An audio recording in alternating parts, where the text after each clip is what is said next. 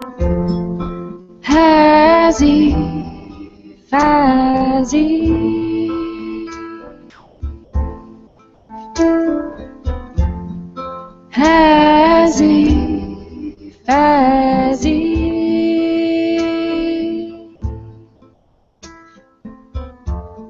as if I died and was reborn yesterday.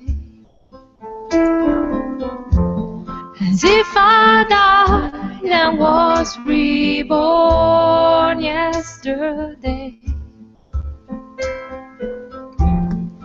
As if, as if,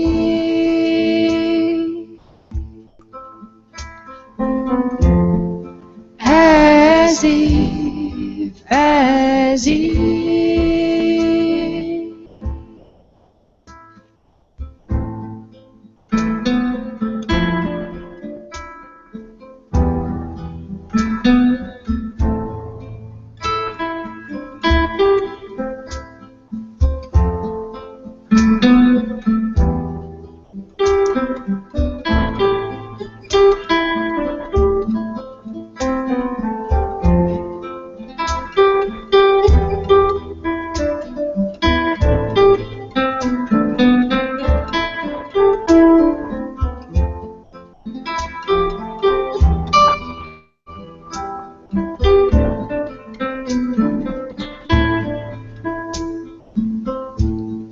Since you have entered my heart,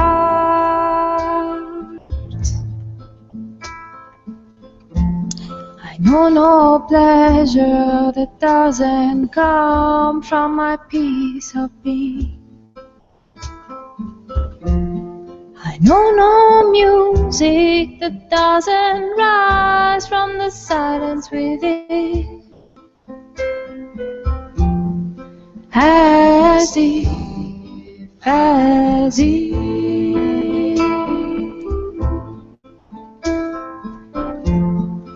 as if,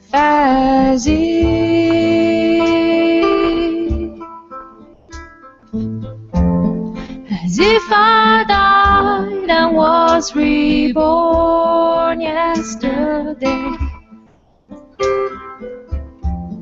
As if I died and was reborn yesterday. Now that I've been kissed from within, kissed from within. Now that I've been kissed from within.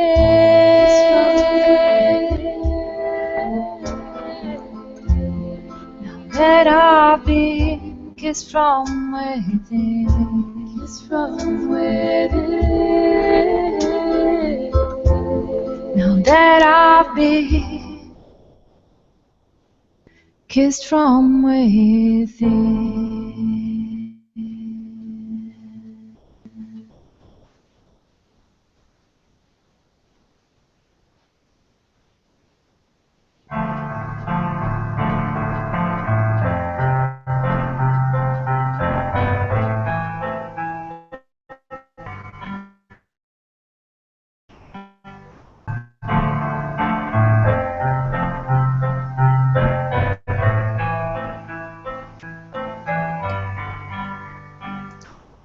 I am your absence, and you are my presence. You are my absence, and I am your presence. And where these two meet, a vanishing happens. The unborn is revealed.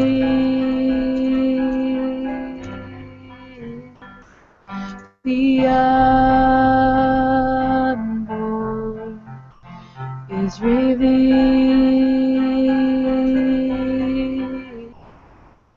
I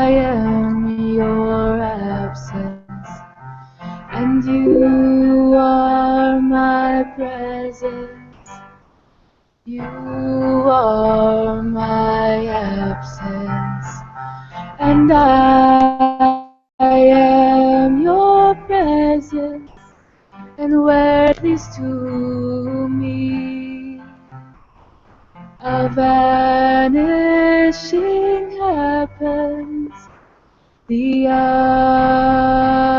unborn is revealed, the unborn is revealed.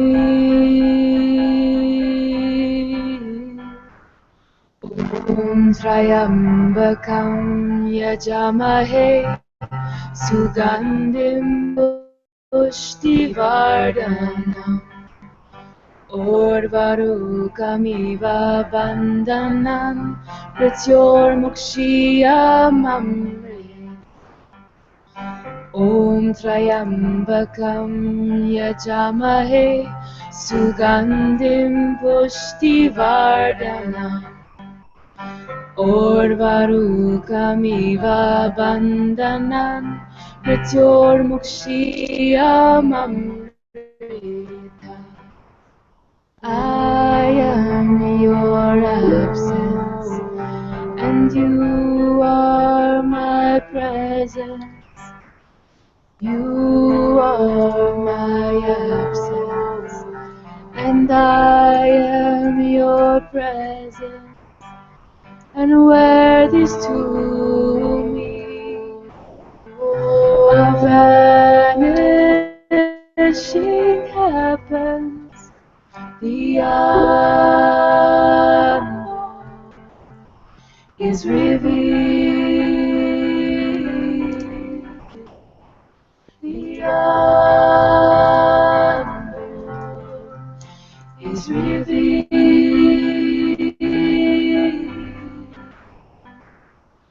I am your absence, and you are my presence. You are my absence, and I am your presence. And where these two meet, a vanishing happens, the unborn is revealed, the unborn is revealed, the unborn is revealed.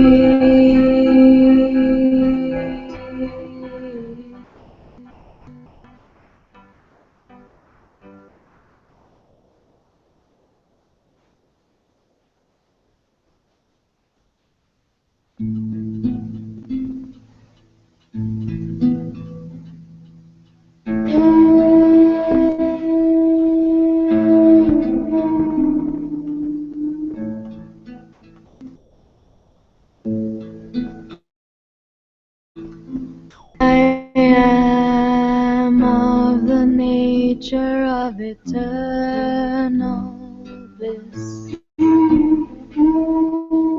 I am of the nature of Sat Ananta. I am of the nature of consciousness. I am of the nature of truth. Om Namah Shivaya, Shiva Om. Om Namah Shivaya, Shiva Om.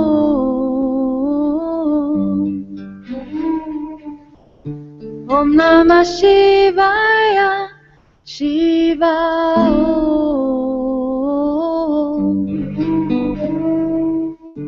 Om Namah Shivaya, Shiva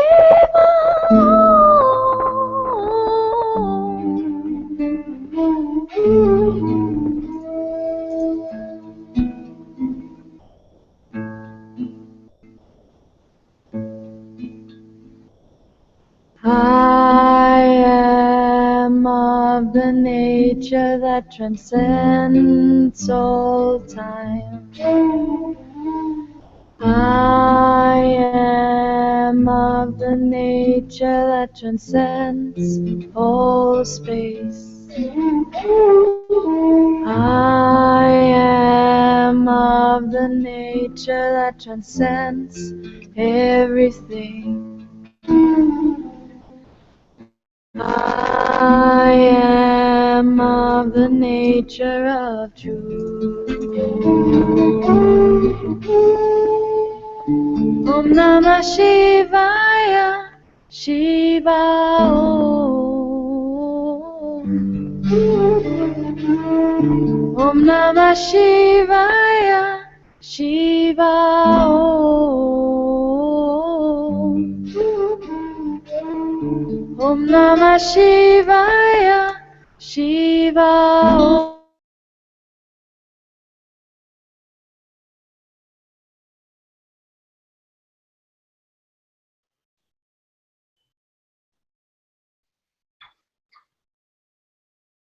Thank you, my dear.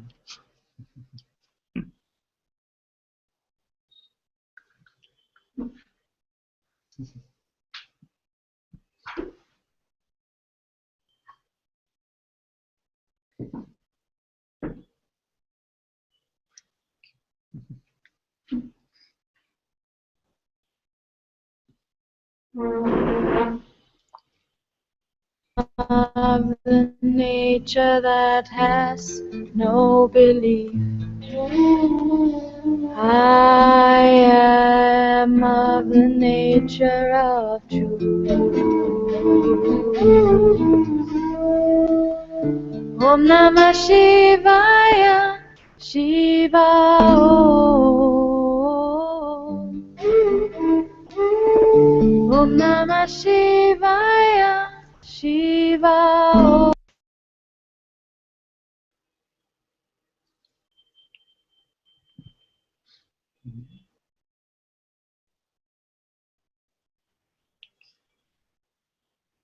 Should we start now? I don't see Janie. This is the first time moderating. That's it. Thank you. Thank you.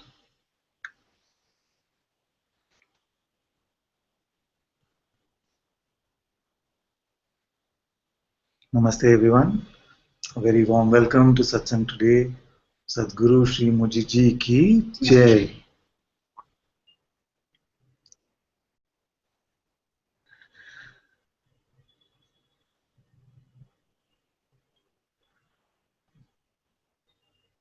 Thank you all so much for joining in. In the Hangout, the way to ask questions is to unmute your mic. And on YouTube chat, you can post your questions there and we will look at them.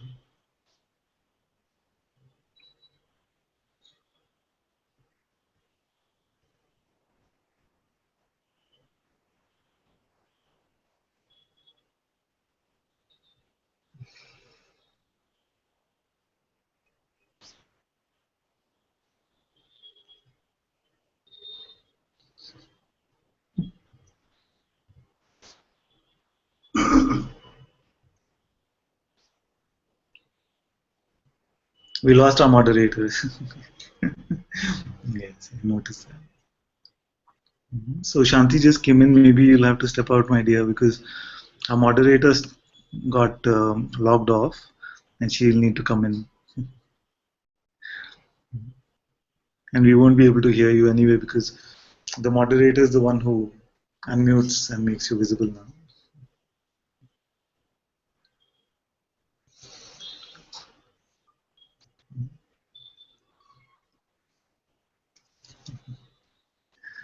You must take some time and digest the seeing that there is no person here.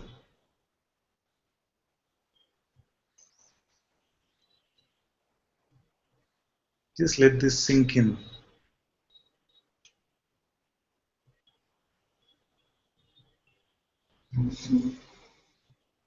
because it is the greatest discovery that you will ever make.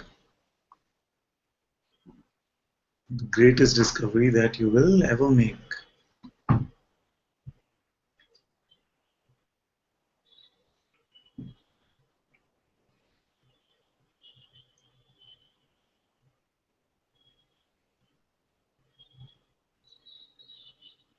Just experience this.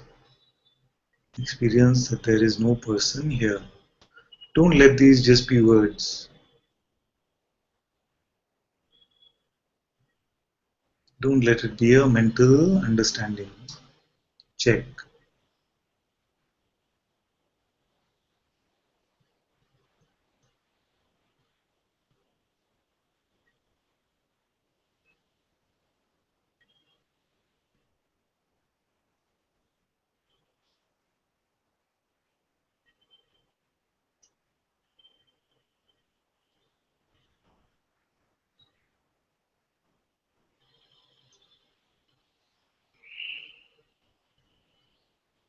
Let it sink in, let it digest completely.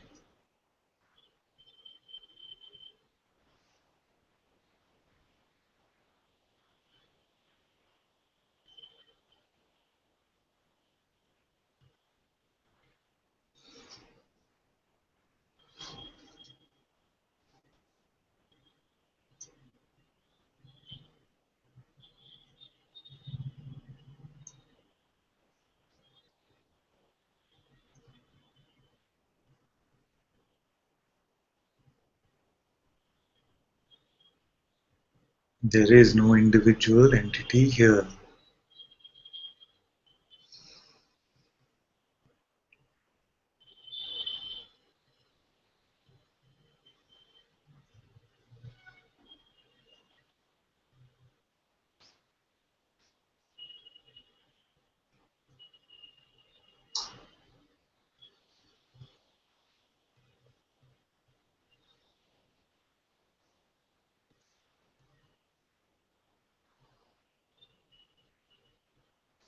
The one that doesn't get it does not exist.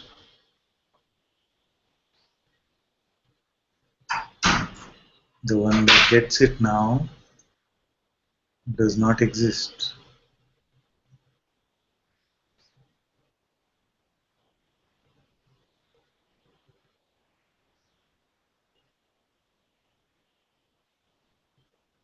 All just ideas, part of the same story.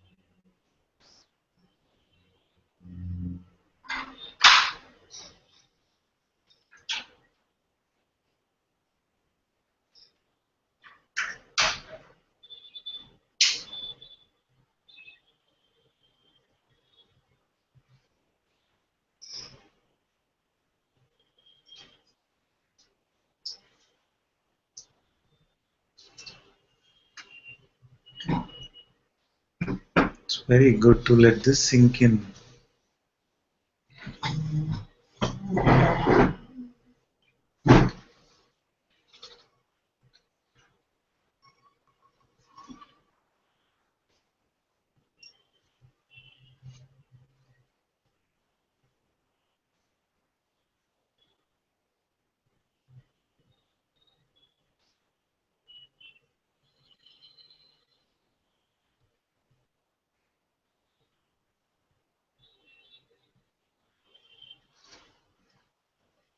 There is nobody inside this body.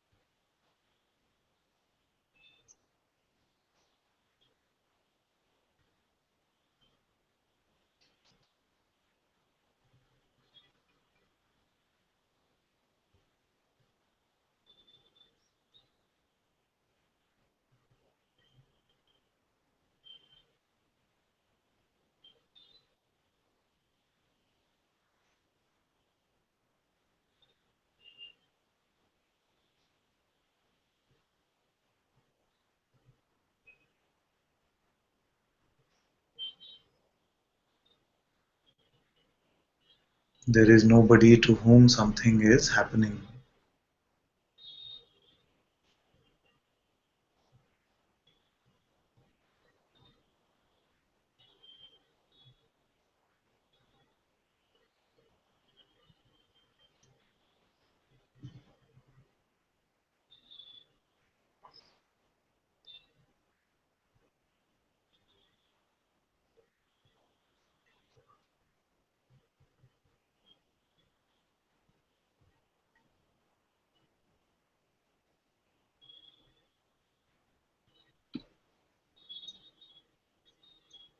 All our relationships belong to nobody.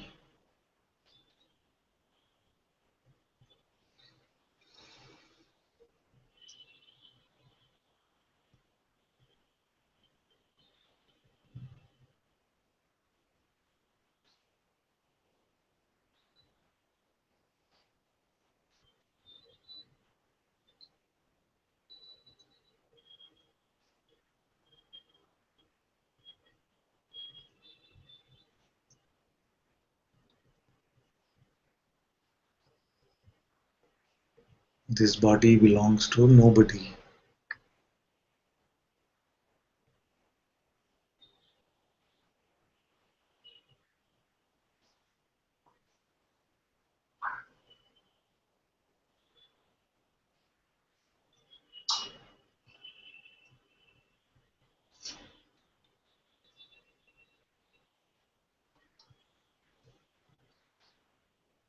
All our possessions, all that we call mine, belongs to nobody.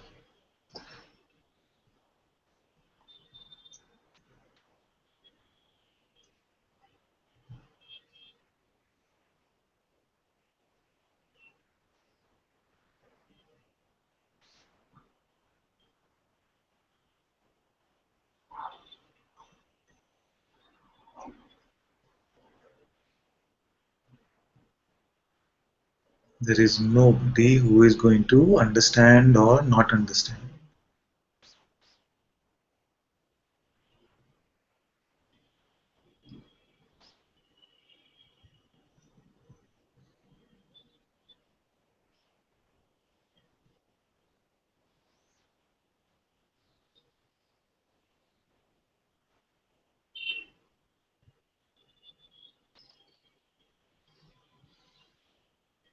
This life belongs to nobody.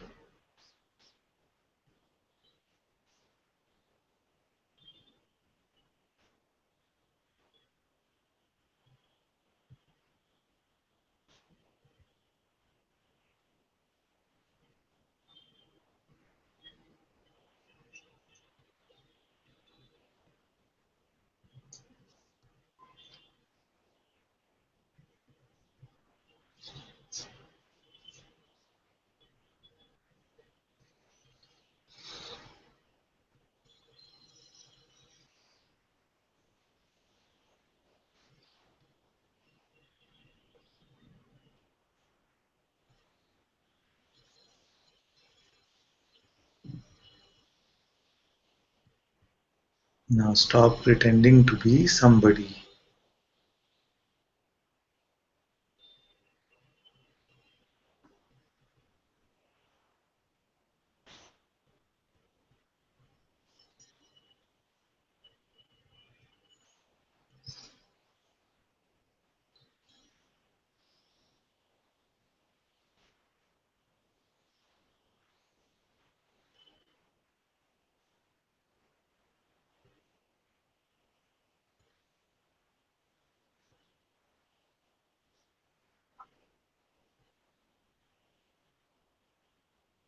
Don't pick up this idea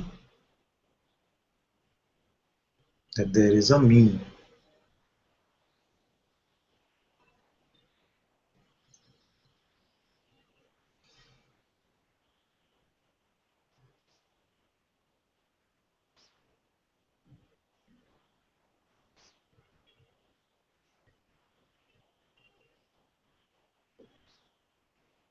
That which can be picked up and dropped cannot be the truth. It is just an idea.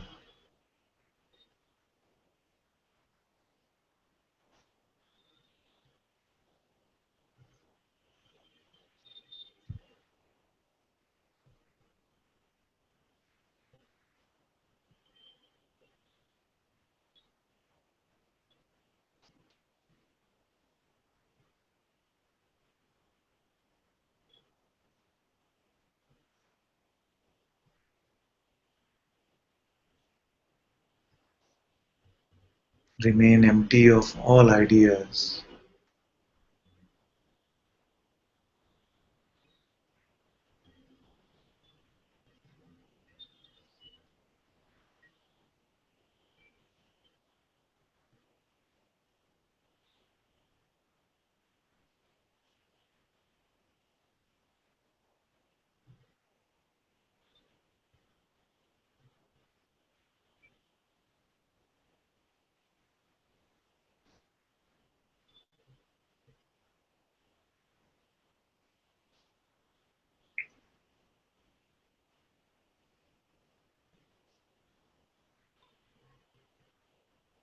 Let this be the end of your story.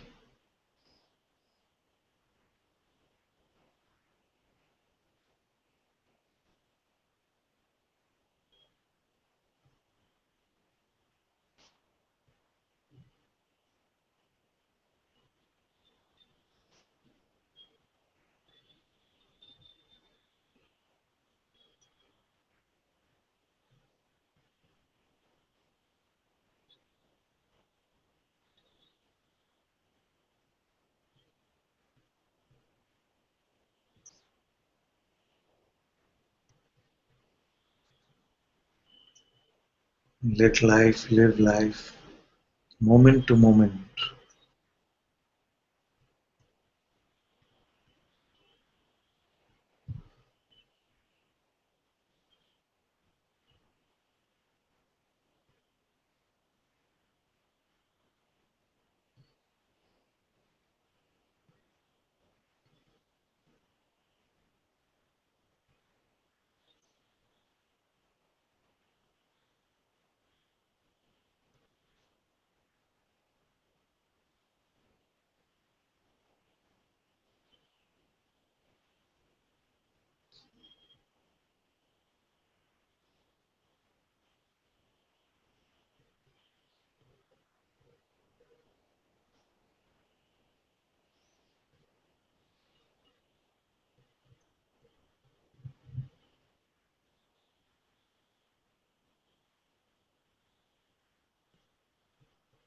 Don't touch the me.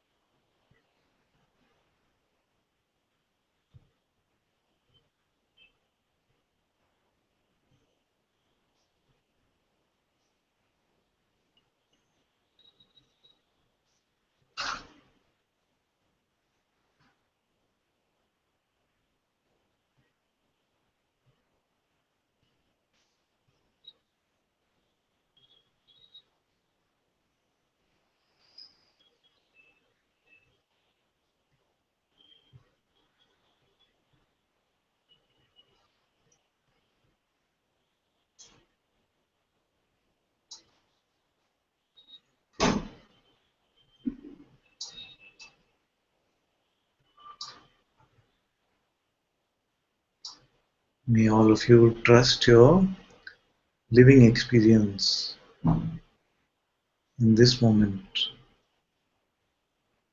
rather than any thoughts and feelings.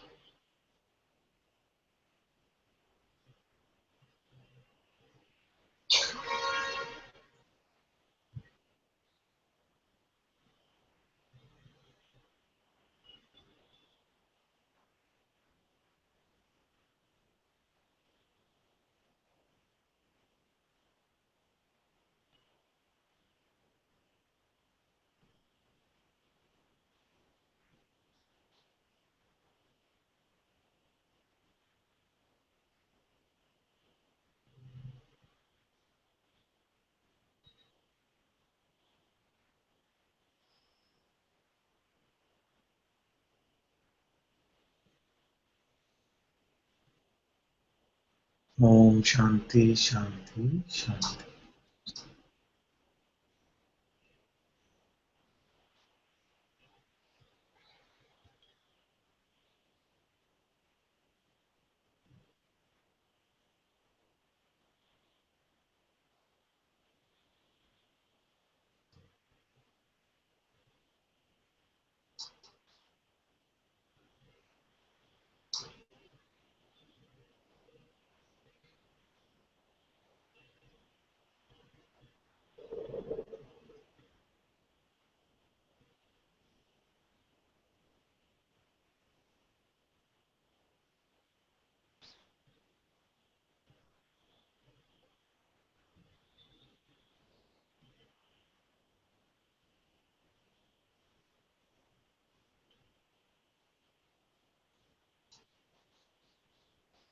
As you arise from this energetic field, don't arise as a me. Let life arise on its own.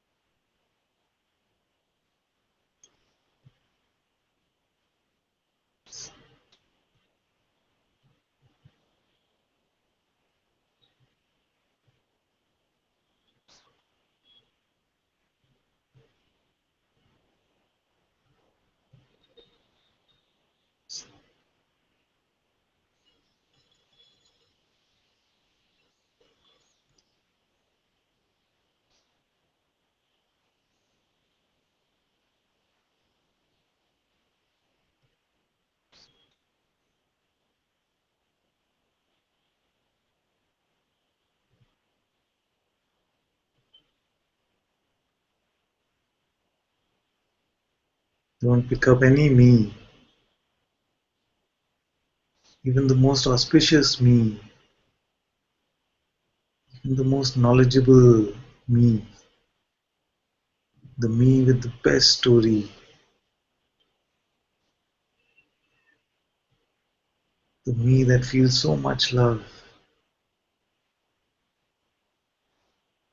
the humble me, the arrogant me. Don't pick up any me.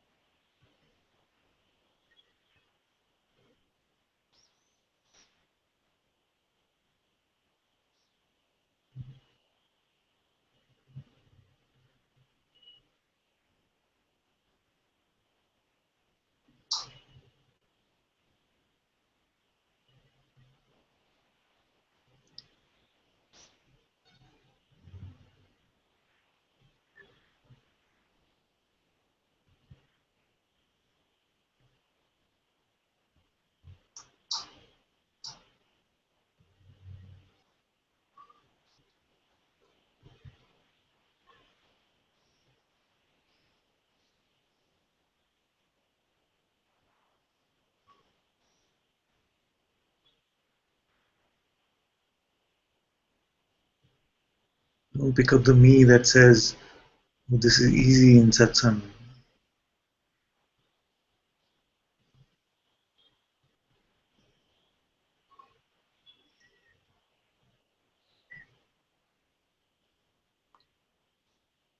Don't pick up the me that says, "Nothing happened for me."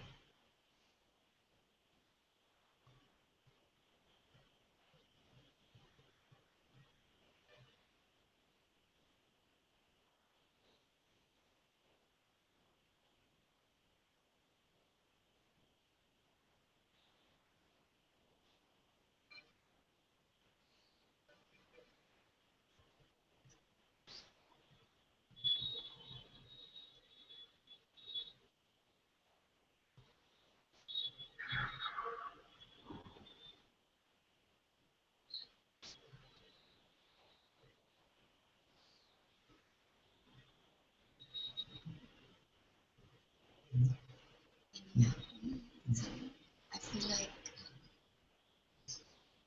I'm somehow picking up the me because that me that's in pain. I don't know how I'm doing it, or there's no entity, but it just Okay, now, yeah. just now. Is there a me? I feel like something's in No, no, pain. no. Just now. This pain. There's the me. One who's experiencing. The sense of the one who's experiencing the pain. Is this me? Yes. And who sees this?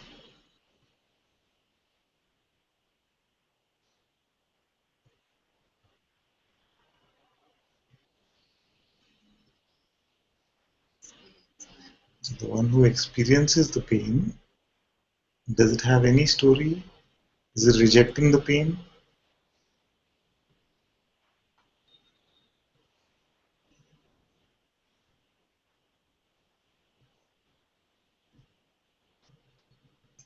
The one who experiences what arises in this moment, does it have any story? Does it carry the story of me?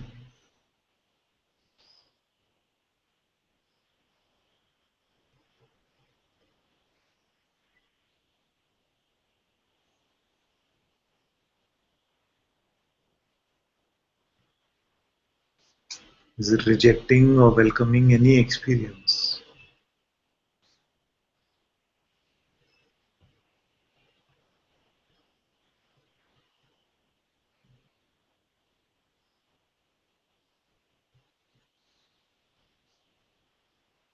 Is it interpreting the experience in any way?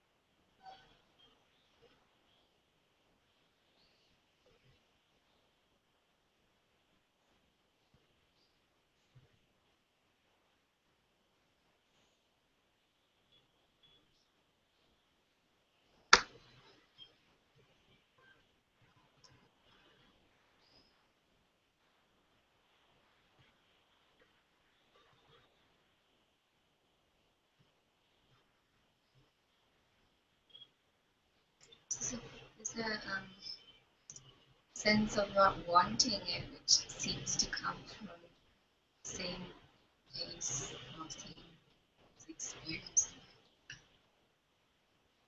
Without the label of not wanting, is it a sense of not wanting? It's just a sensation. Just a sensation. And is it the same experiencer who experiences this sensation and the pain as well? Same experiencer. So this experiencer, does it have any interpretation of any of this?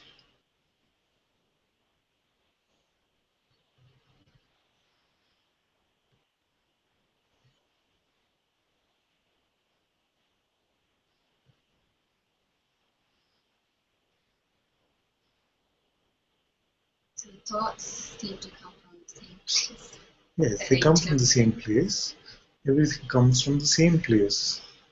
This experiencer is consciousness itself.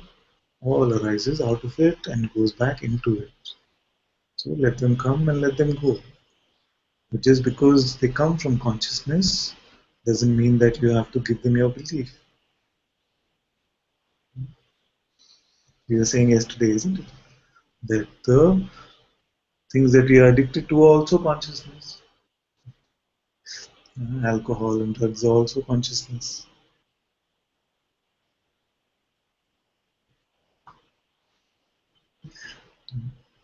So let them come. Thoughts also coming from consciousness, made up of consciousness itself.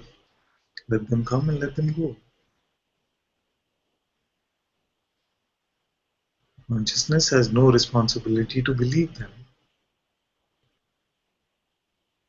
Just like you give birth to a baby and the baby starts talking some gibberish, just because the baby came from you, does it mean that you should start following this baby now for everything?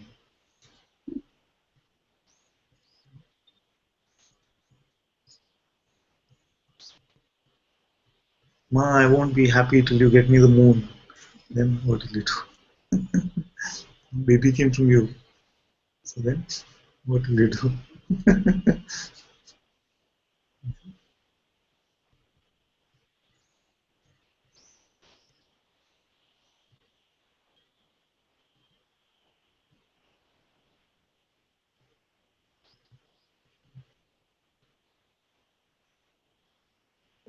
If there is no duality, how will the mind be?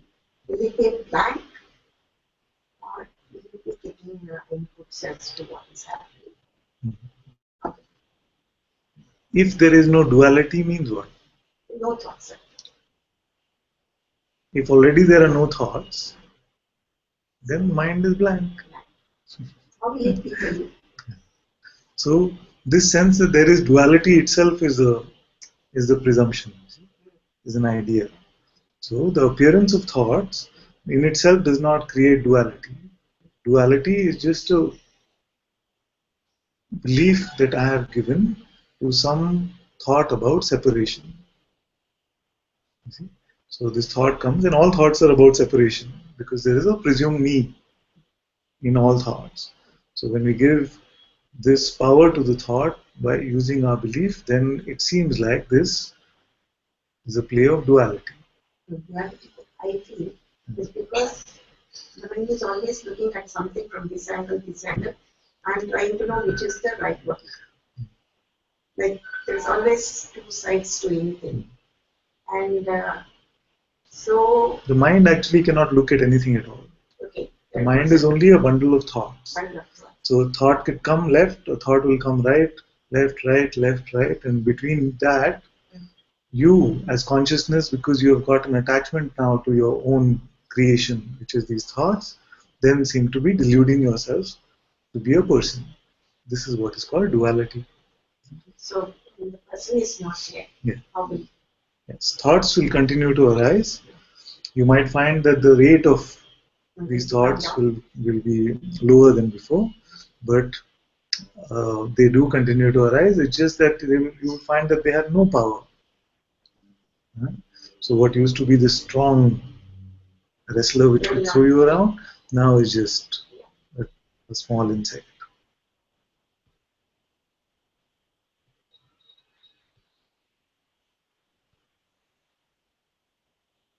The mind itself says, but the mind should go completely. You see, because it wants to set you up for failure. It wants to keep you in that almost there stage, saying almost there, I'm almost there. Who? There is no me that is almost there. And yet it says, that is why I said, digest the fact that there is nobody here. You see, so therefore, all that this one is saying is just made up. Just imagine. Huh? Who is there to be almost there? Who is there whose mind should now be completely blank? There is nobody here.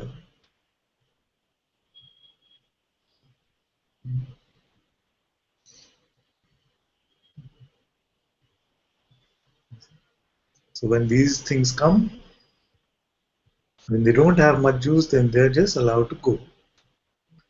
They still have some attraction for us. Then you inquire and say, who? Whose mind is this? You see? Who will be free if the mind goes completely blank? Let's inquire. Because in this also there's a presumed me that now is a seeker and then wants to be the enlightened person.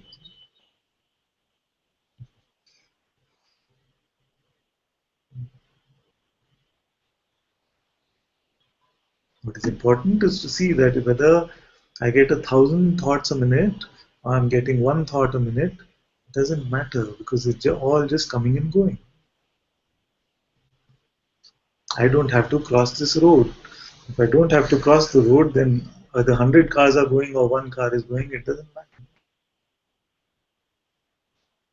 So one thing is what comes from directly from consciousness and what comes from So, so I don't know the difference. it can be said that this is coming from consciousness, but this is coming from person. What does it mean? Does it mean that that which is coming personally is not from consciousness? No. It's a ego. It only seems like that because all of this is the play of consciousness itself. You see, there is no person, there never was.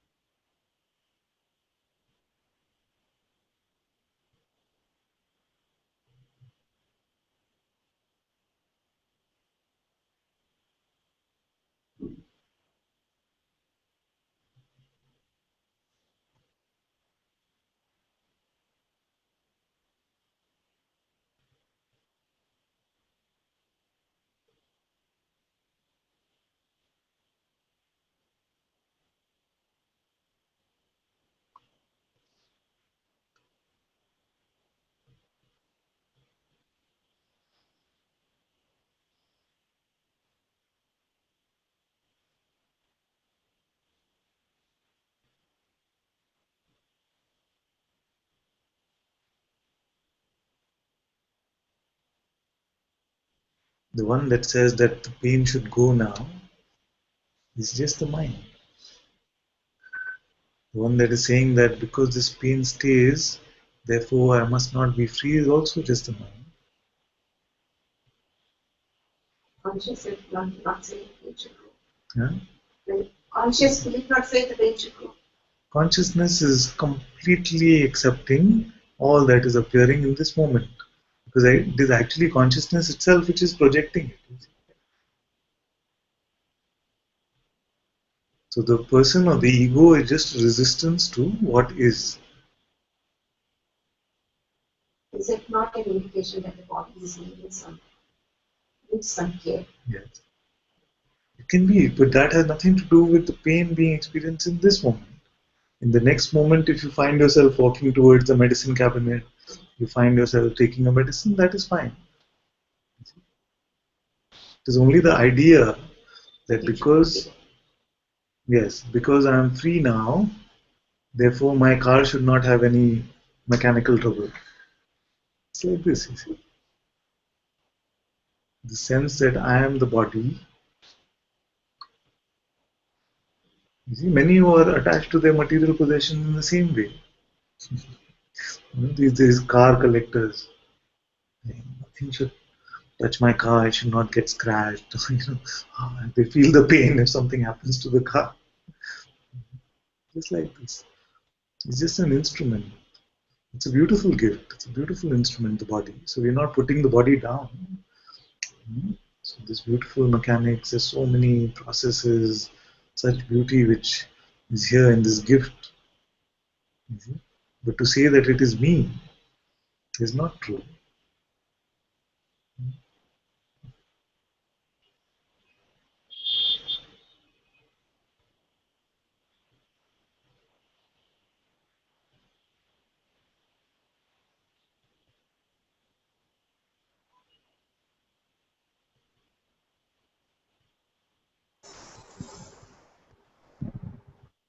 Morning, Father.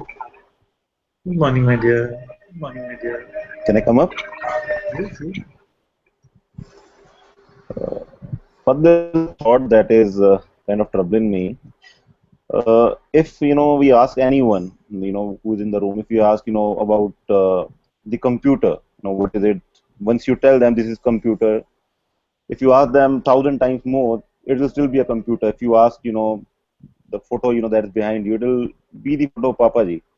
Now, once we know that who we are as consciousness, then why we keep on forgetting it every now and then? Like out of 1,000 times, 500 times we have consciousness, 500 times the thoughts will be picked up and will become person again. So this is kind of troubling a lot. That if that is known, then why do we forget it? Because in the materialistic world we never forget it. If it's a fan, it will remain fan for the rest of our life. We'll never say it's AC. So why does that happen? So now let's take this example. It's very beautiful. You see? So suppose ever since you were born, you were told that this photo of Papaji is actually Nisargadatta Maharaj. Yeah. So this is how you grew up with this. Till this age, you were always believing that this is Nisargadatta Maharaj. You see? Now, when you look at this photo, so once you were reminded, no, this is actually Papaji. Once you heard this is actually Papaji. Now, what happens? Next time you see the photo, what happens? I got it. This is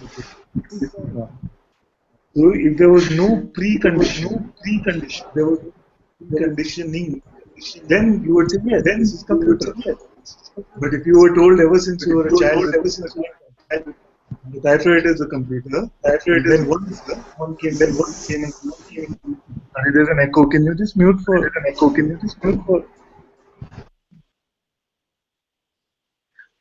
So like this, because the conditioning has been there for a long, long time, that I am an individual entity, I am a person, I am the owner of this body, these are my relationships, all this over and over millions of times. This conditioning has been there. You see? Then when we hear first time that no, this is not you, there is no individual me. You are consciousness itself, or you are that which is aware of consciousness itself. Then what happens? Still the prior conditioning is stronger, isn't it?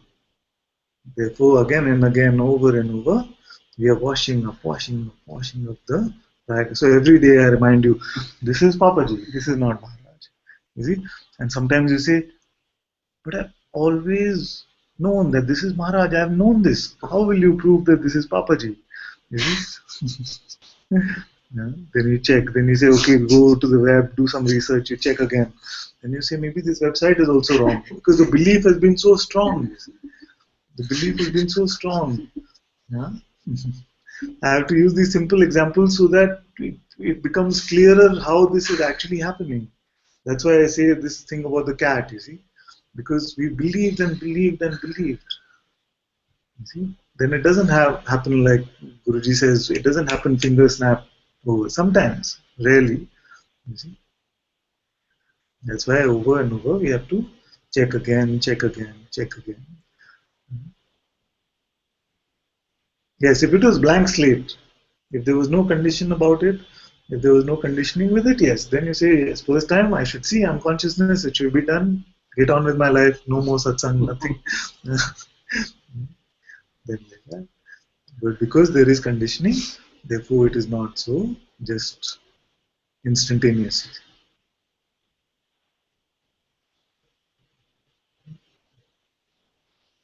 It's a very good question. Thank you, Father.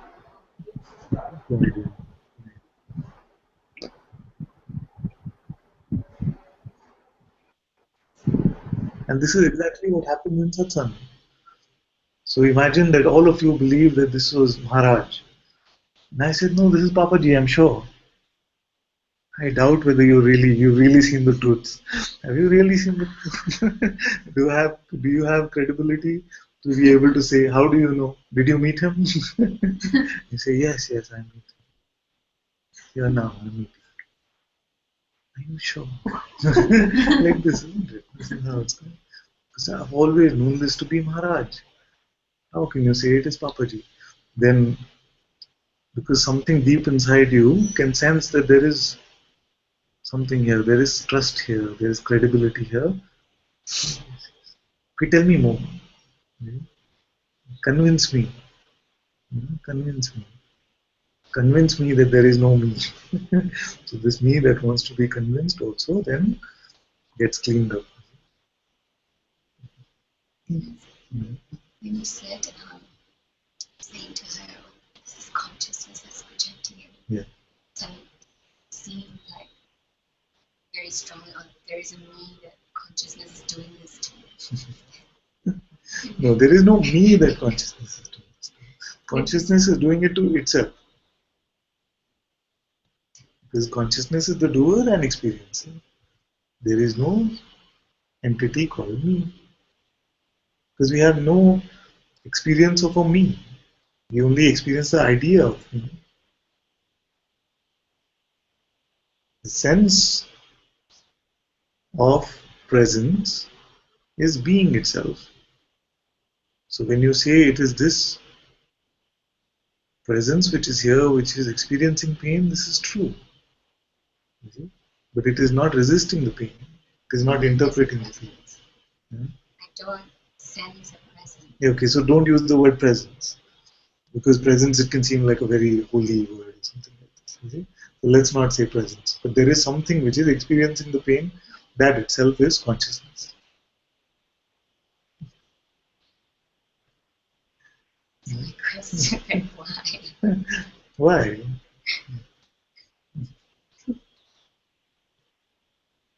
Why does consciousness experience pain? Because it enjoys the contrast. Now, some of you get irritated when I say entertainment, so I said it indirectly. I can imagine how it must be. Strong pain is there, and he's saying it's all for entertainment. Then where is the contrast? Could be contrast. If it is only pain, then you would not know this is pain. You would say waking state is this. But there must be a time, even though it might have been momentary, but there is no pain. Otherwise, you would not know pain from. You would just, like there's this beautiful story of Swami Vivekananda. Swami Vivekananda, every time he would close his eyes, he would see blue light emanating from here. Okay? So he never told anyone, never this thing, because he thought it's the same for everyone. You close your eyes and blue light is here. There's nothing special in it. You see? So if it is always just pain, then you would not be saying pain, because this would be the waking state for you. Just the waking state means this. If somebody always had the flu ever since they were born, they would say waking state is flu state. So there must have been a time where there was no pain to say, ah. And then when the pain comes back, even though it might be small, short, it cannot be that it is always pain. All of us live with some pain actually. In the body, there's always pain. But because it is just present, it becomes a part of the waking state. So we don't necessarily give it attention. But when we'll go and look, let's find some pain in the body. I'm sure at least my age, most of us can find something.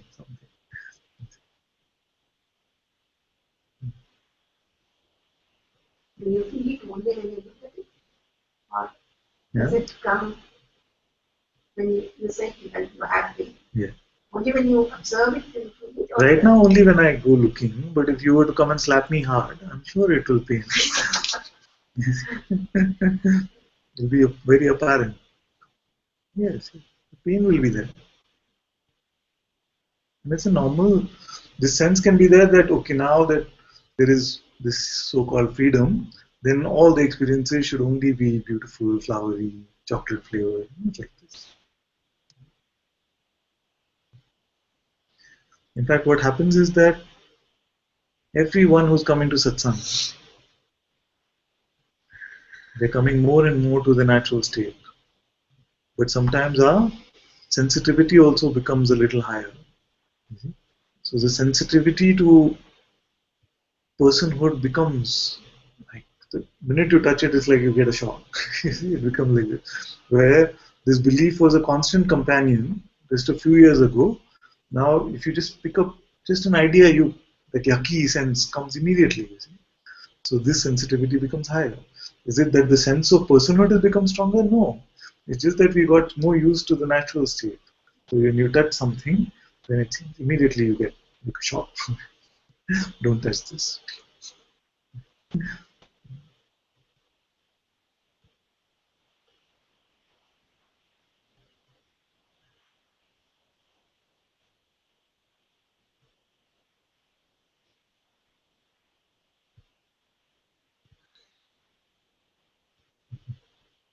Thank you, Atma, my dear.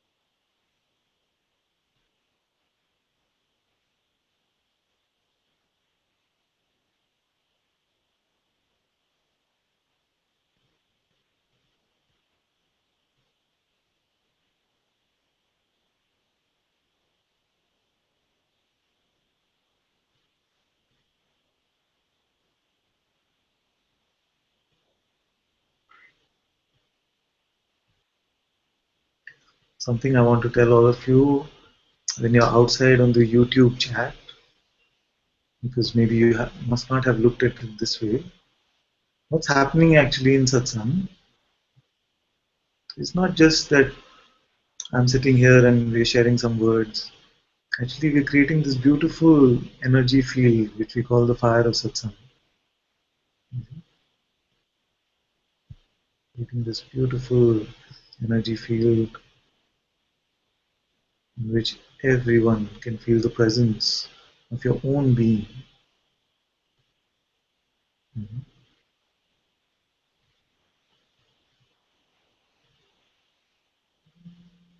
And you can feel the presence of the Sadguru in your own heart.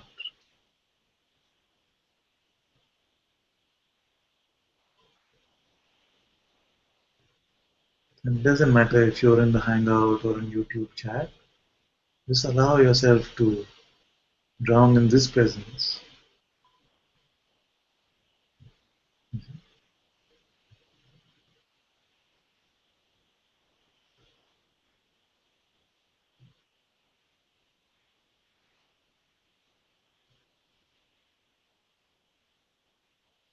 And just stay with this.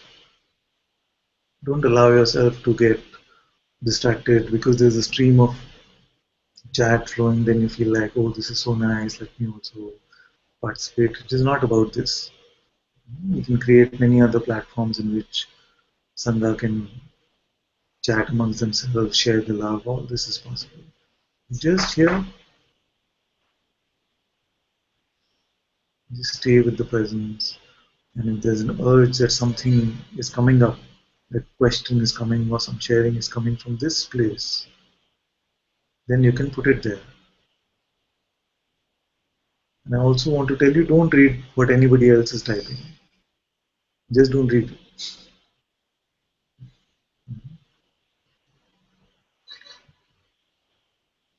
Because although it can sound so beautiful and loving, actually it is it can become a distracting sort of energy which pulls you away from the fire which is being burnt in your own heart.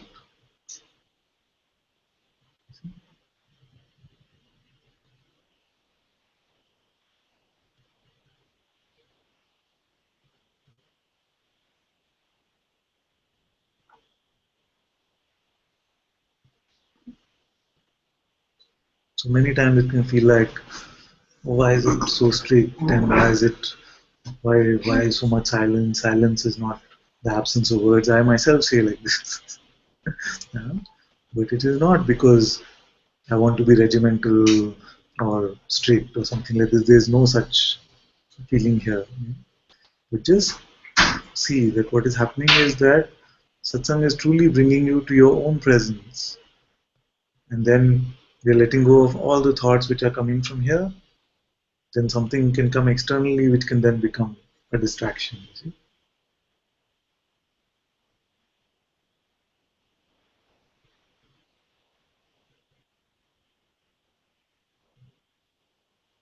And just, I'm not making any rule that you must not type or something. Just trust your heart, trust your intuition, and before typing something, ask yourself, what is this for?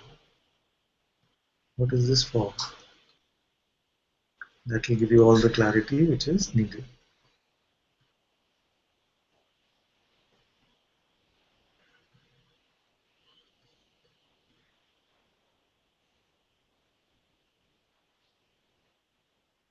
So when we come to satsang, come with this sense of merging as one.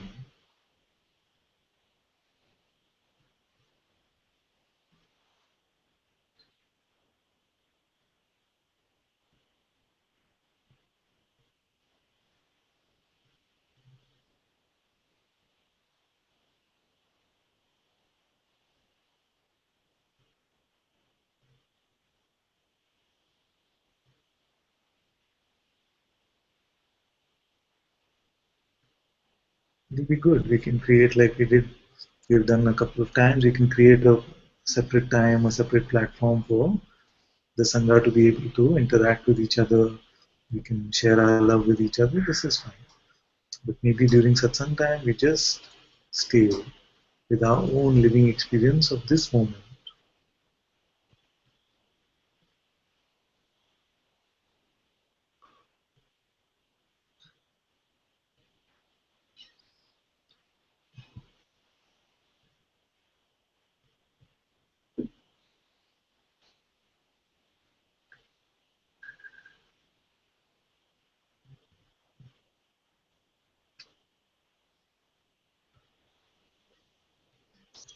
Yes, right.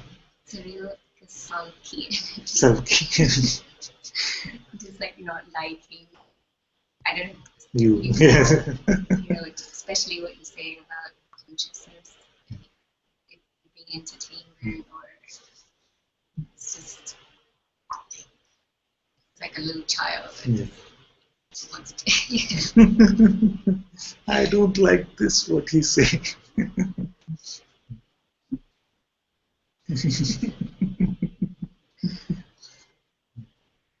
So just when it comes like this, that there is a resistance to what is being said, then you check within your own heart and see, okay, so what seems true for me?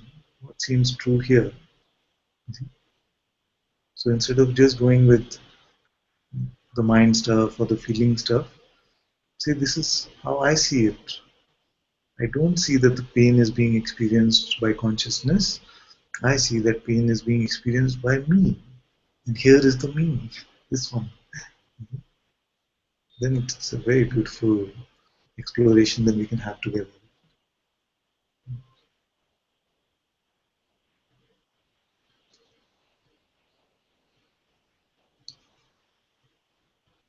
I don't know who the pain is being experienced Yeah. by. 'Cause I So it's can't. not by you. No, there's one who's saying I'm in pain, or something is sensing the pain and is telling Yes, this me. one that is sensing the pain, experiencing the pain, I say it is consciousness. You say it is not. So let's discuss why not or why yes. I can't 100% say it's not. Okay. It's the But- why it's happening. So let's not go to the why. Let's first confirm who is the experiencer of this pain. Then we can say, okay, if it is consciousness, then why is consciousness doing it to itself?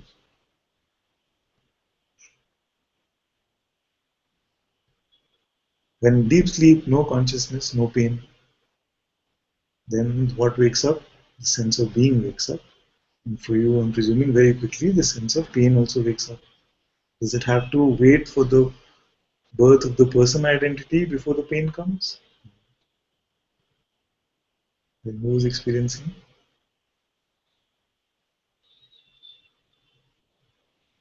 Whatever is here in the waiting, that's not Yes, exactly. And what is that?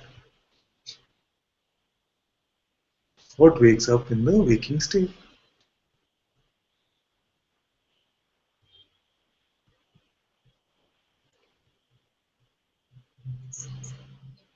Sense that I am here, exactly. The sense that I am. With this sense, all this ability to experience, this sense, this feeling to do, doership and experiencing wakes up with this.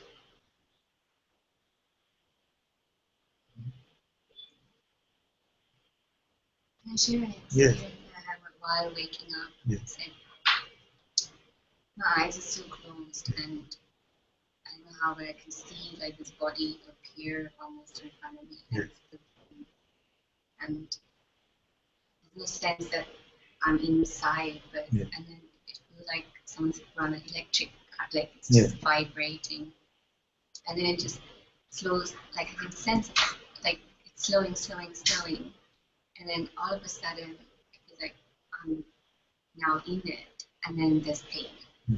and then I just the first reaction I have is like it's like no, not again, you know, and my very first experience like this pain, it's like it's gasping, and so And yet all of this is just nothing. Sorry. but it's just, You see, so it can seem like strong experience, this happened, but yet in all of this, no me was actually born. Only the sense that I am a separate person got believed in. so this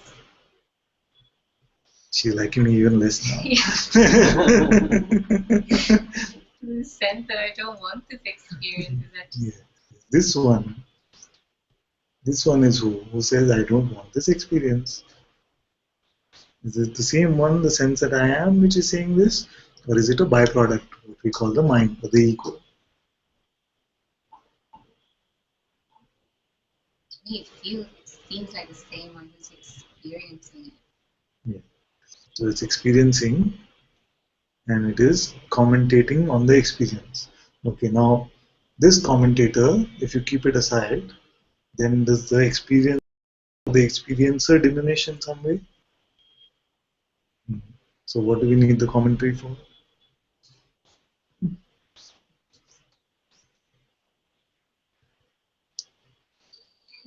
That I don't want this. Yes. This guy, it's very tricky.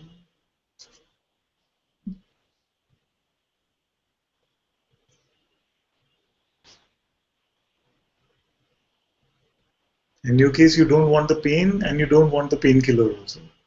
I You don't see, want the experience. you don't want the experience of the pain and you don't want the side effects of the painkiller.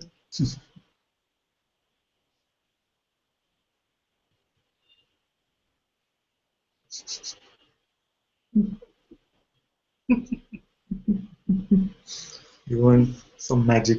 I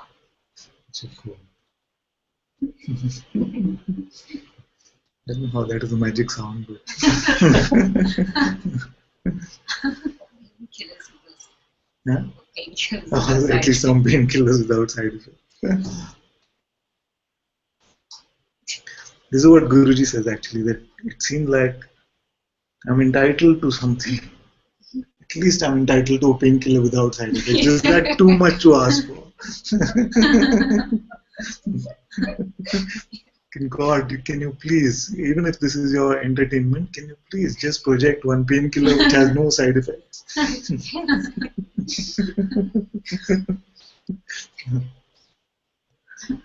But we have no such rights. And it feels very bad to hear, you have no such rights. What do you mean? Human rights. But you're not human.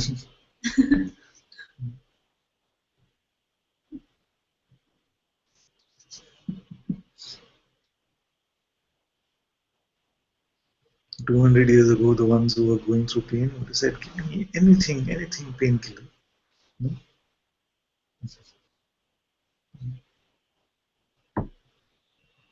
I'm entitled to painkillers. And then God took a few years to project that. And the next generation, this is what you came up with? This says I can have this problem because of it, or this problem.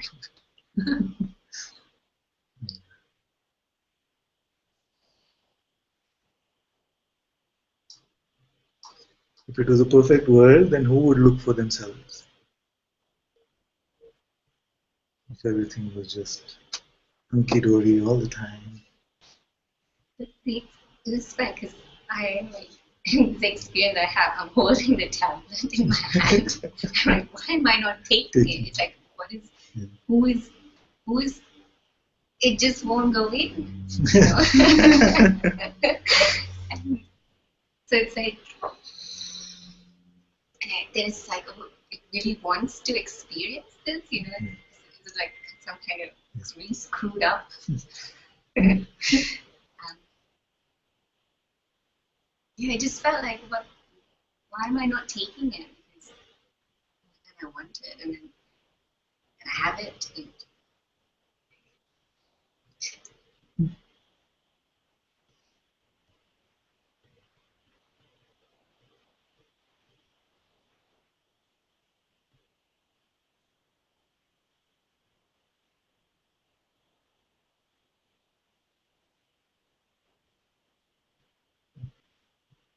Through all of this, in all of this play, there is still no me. Just ideas being played with. This is clear. We must just keep checking till this becomes clearer and clearer.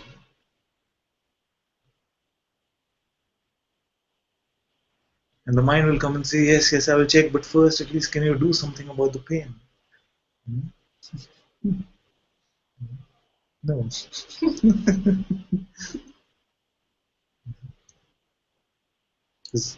It might also be that if there is no pain, if it just vanishes from your life, it might also be that we never see you in Satsang again. So much just freedom.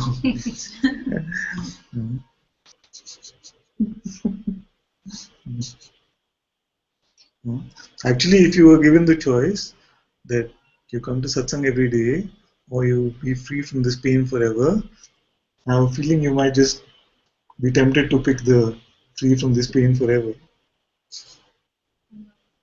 This is good. Okay, then this is where we are.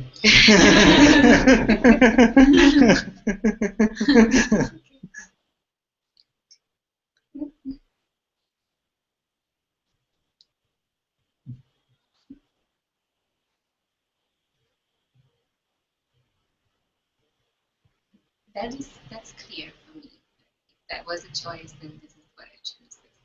You choose, and you are here. But then it says, but it doesn't have to be like this. People come to others are in Satsang.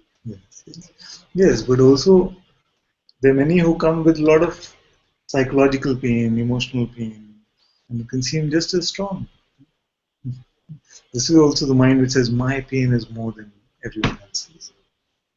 Actually caught on to this. I heard someone from Portugal saying that they had like an amazing, like a very good life, wonderful Yeah. life, and then they met Muji and it was even better. I Yeah. thought that. That I want the Janaka style enlightenment. Another variation of that.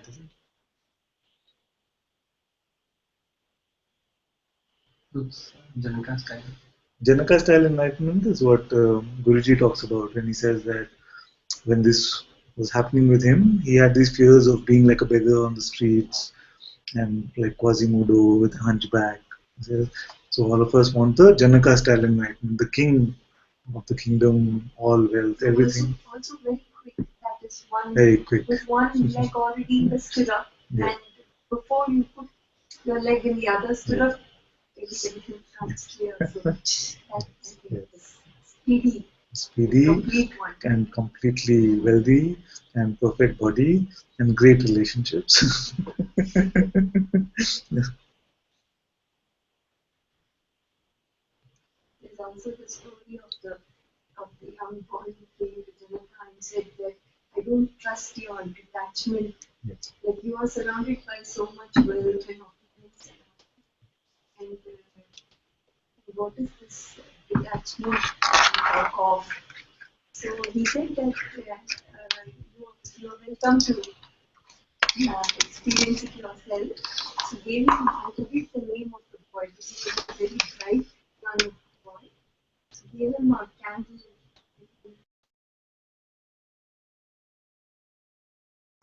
All the pleasures, the palace, and wherever you go, just make sure that the candle doesn't snuff out. Yeah. And if in that case, you will be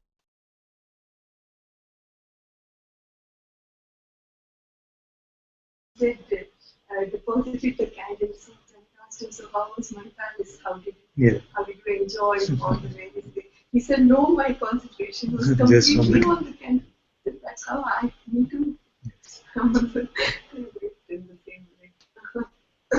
It's very nice.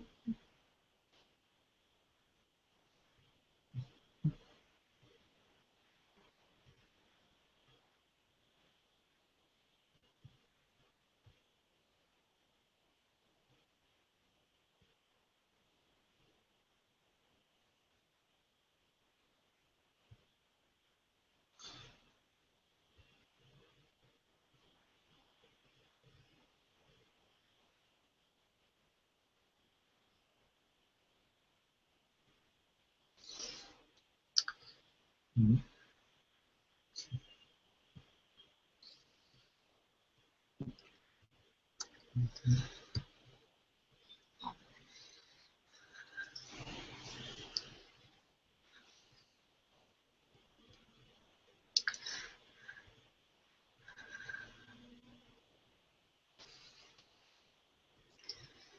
Father,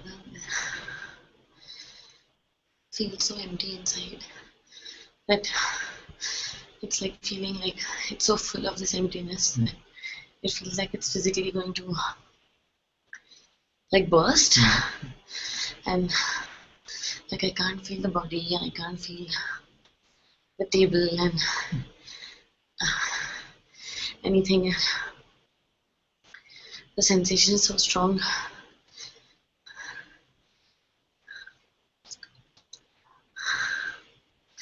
It's like it's full of the emptiness.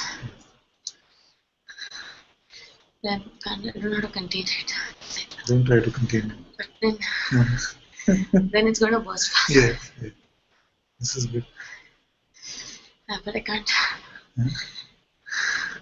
There's no physical sensation. Yeah. Mhm. Nothing will happen. You just let it go. Let it do whatever it is doing. But it feels like I feel like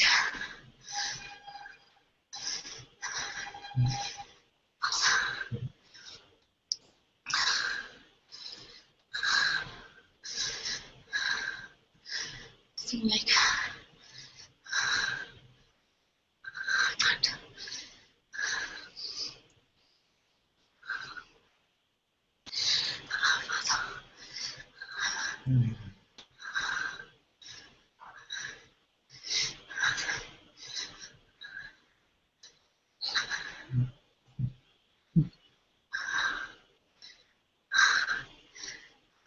Like it's not explode. Yeah, It feels like, it feels like that. Yeah. like I feel something's happening over there.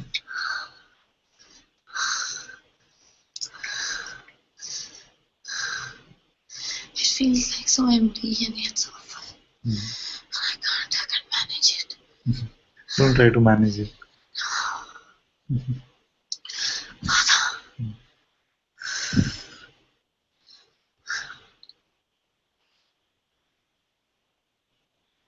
Father,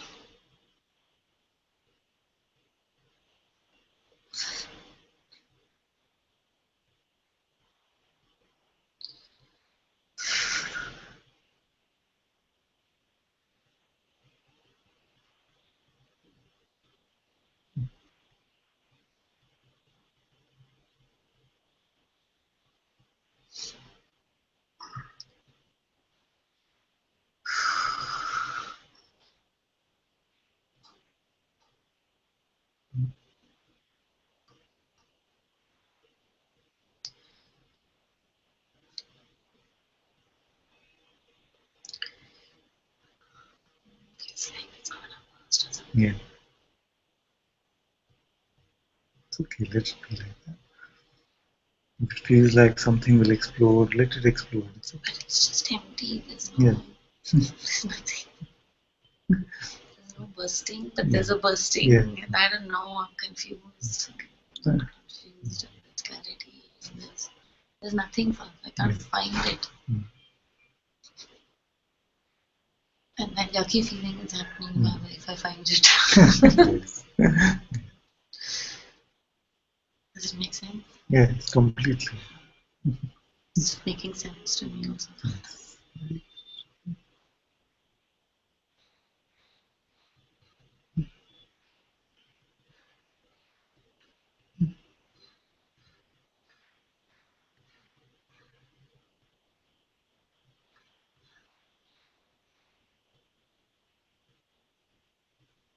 There's nothing.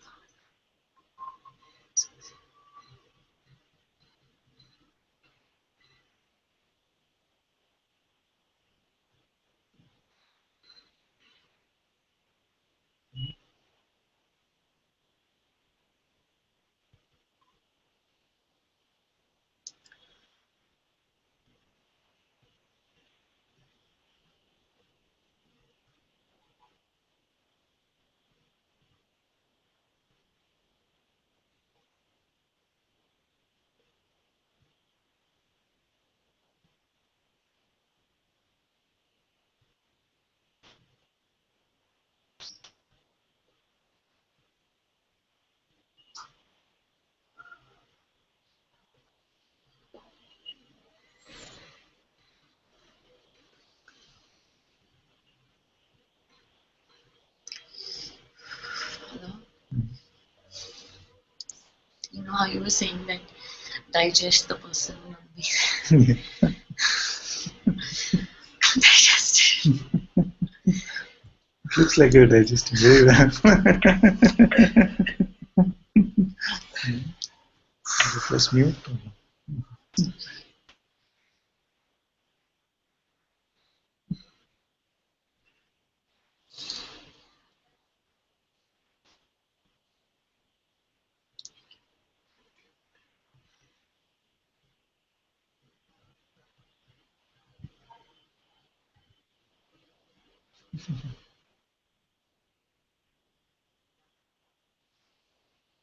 Thank you.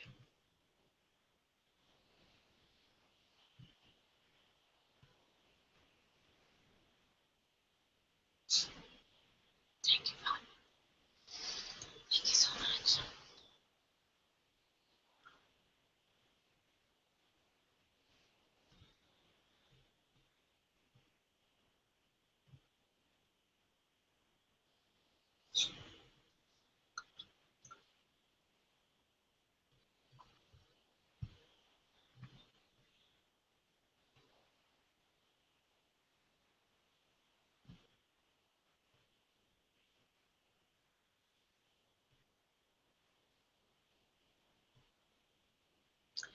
I feel like the body is not there, but yet there's so much happening. Like there's so much sensation, but I can't feel anything.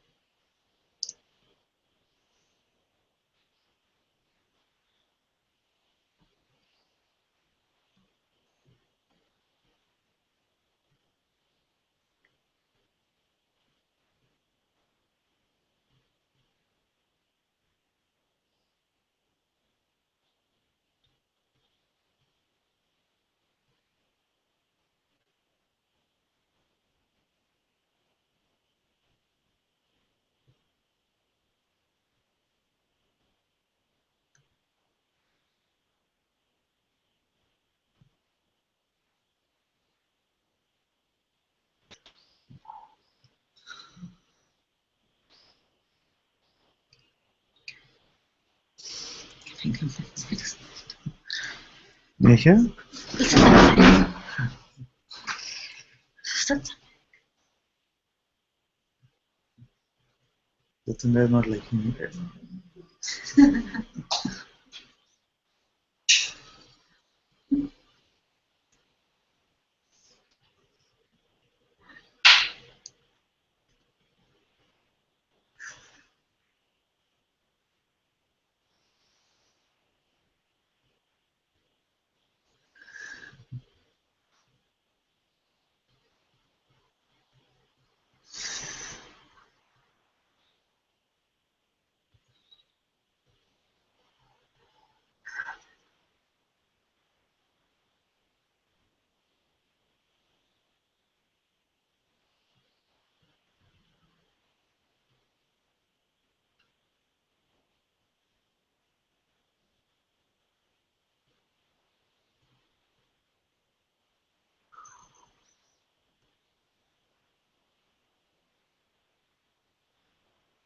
This is the power of presence. It's the power of presence. And you allow yourself to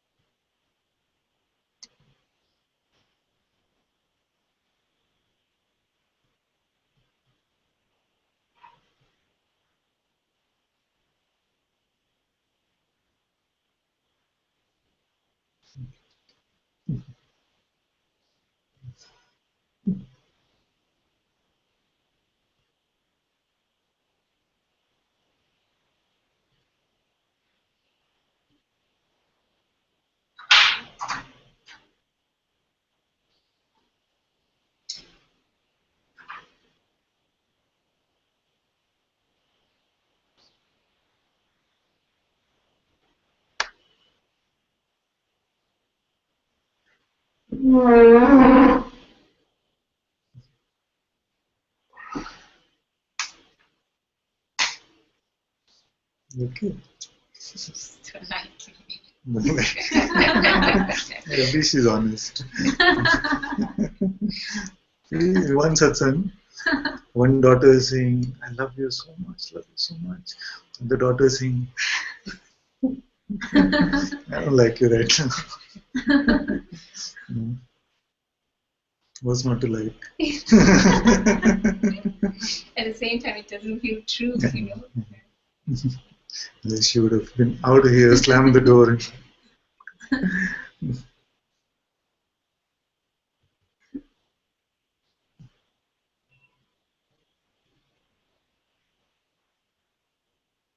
The third one in the corner here wants to say that I'm beyond both the sides. yeah. And the third one in the corner, she says, this one is saying, I'm beyond both of these. Very good to expose them.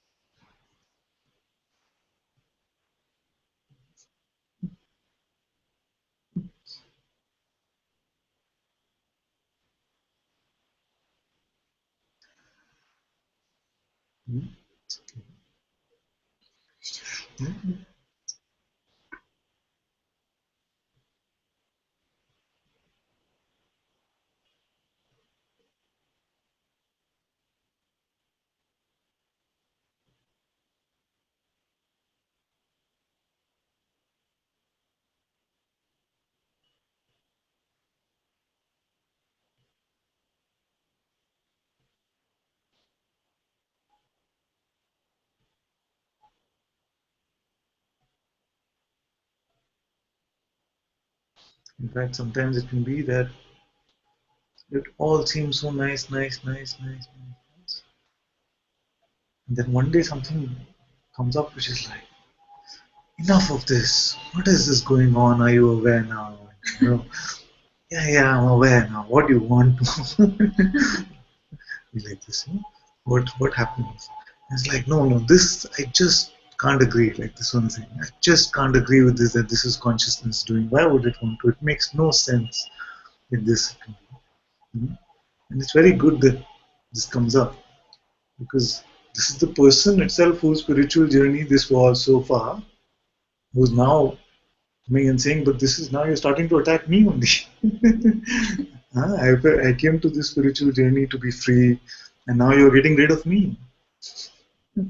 You're always, no matter what I say, you're always saying, look at the me, is there a me?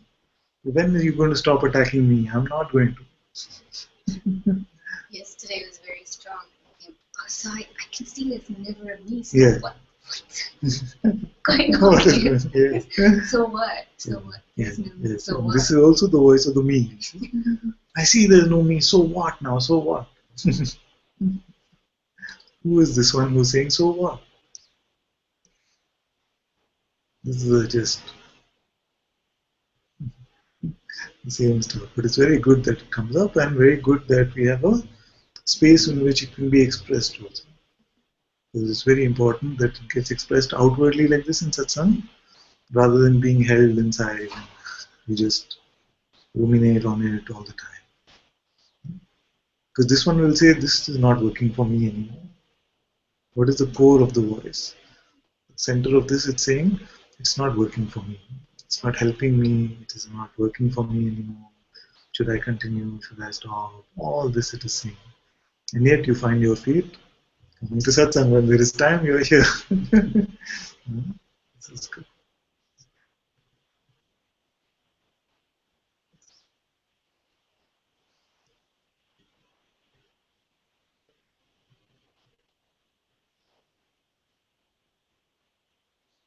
So now, along with that, I see there's no me. So what? So what? Came the thought, he keeps saying there's nothing to fear, but there must be something, something to be understood, or What is it that I'm missing in all of this? It can be like this. It's just something I'm not getting. Because what is it that makes him sit here and talk all this? And makes me sit here and say, whatever. What is the difference now? There must be something. He's not telling me. Nothing. I know. I'm not getting saying, it.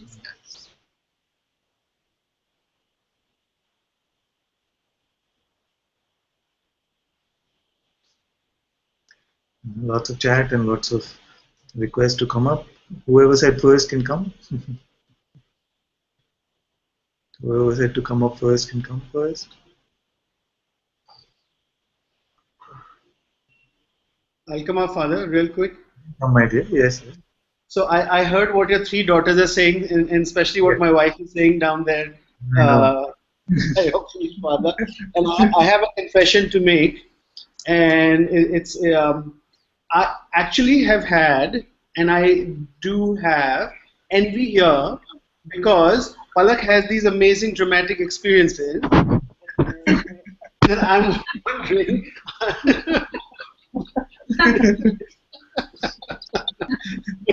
And it's been here, and I wanted to just expose it in front of you, Father, and just give it to you. So that's about it, Father. It's good. So you can expose the voice. What is this voice saying?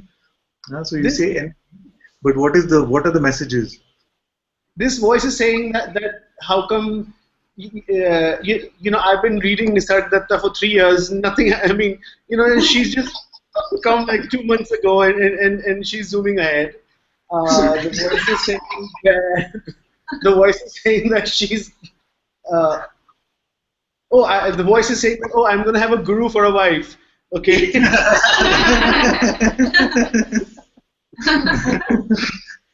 voice is saying that. What am I doing wrong? Although it's a voice, I'm not identifying with it. I'm just. The voice is saying, oh yeah, maybe it's all nice and quiet for you. That's how it's meant to be. The voice is saying that this is all grace and it's how it's meant to be. It's saying a lot of things.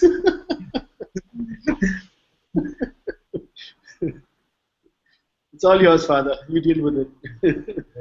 Very good. You have this honesty to be able to come up and to say that this is what's happening is very, very good.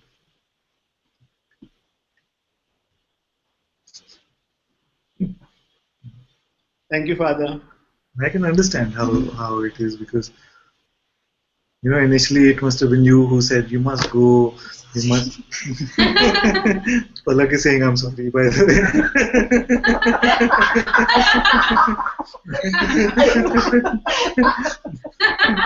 Are you saying, I'm sorry, but this is just the way it is? Or are you just saying, I'm sorry? I'm happy for her, Father. I'm very happy for her. I know. I was just thinking this morning that, you know, at times when when you kind of, you know, just this morning I was believing something and I just let it go, and I was like, oh wow, that's really cool, right? And this actual thought came that I actually don't care about freedom, but I'm just so happy to be part of this journey. That just that moment was so amazing that just being in satsang with you is more important than freedom. Was the thought that kind of came at that point, you know? So it kind of matters, but it doesn't really matter, you know? Very beautiful. Very beautiful. Okay, Father, thank you so much. Thank you. Give love to my wife, yeah? Yes.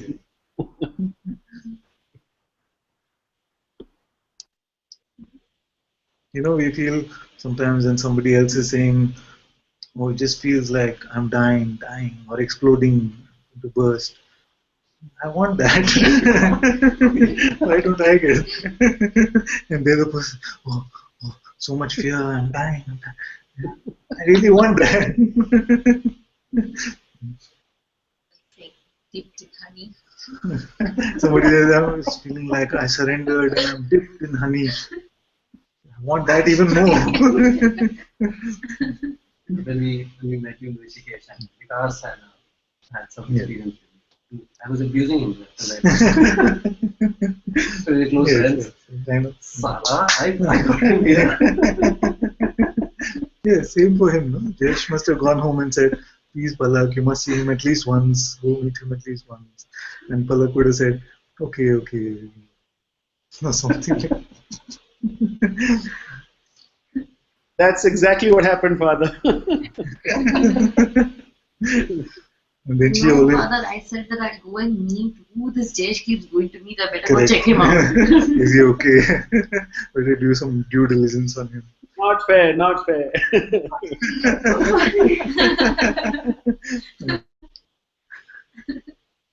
And then she came to just check it out and see, is it okay that my husband is going there?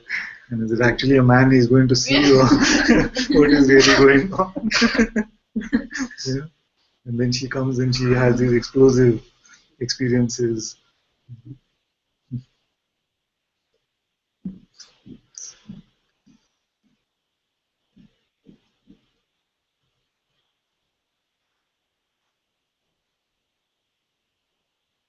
Come, like, the universe made a mistake. This was meant for me, actually.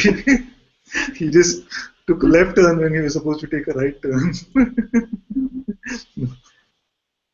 But the universe makes no mistakes. Okay? And this, you know this, I know you already know this.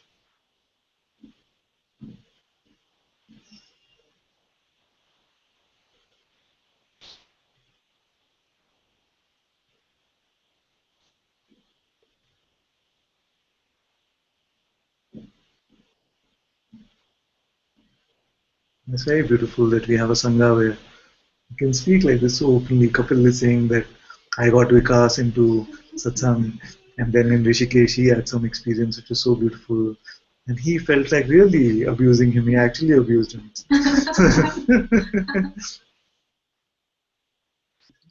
I don't feel to abuse you, Father. I just felt to expose it because it was coming up, and I'm so and I have to say that there was jealousy and there is jealousy, but it's not. It's not towards Palak. It's just there. It's just some emotion that's there. Yeah, just at a superficial level, all these emotions can play.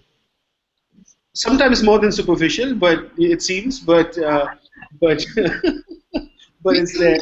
And I'm really grateful for it, Father, because this is the gift that you're giving me, you know, um, I'm grateful that this is the appearance that's there in front of me. It can happen like this. It can happen like this. It happened at some superficial level here also, where I had this beautiful experience with Guruji. I was on the hot seat. Most of you have seen the video of that.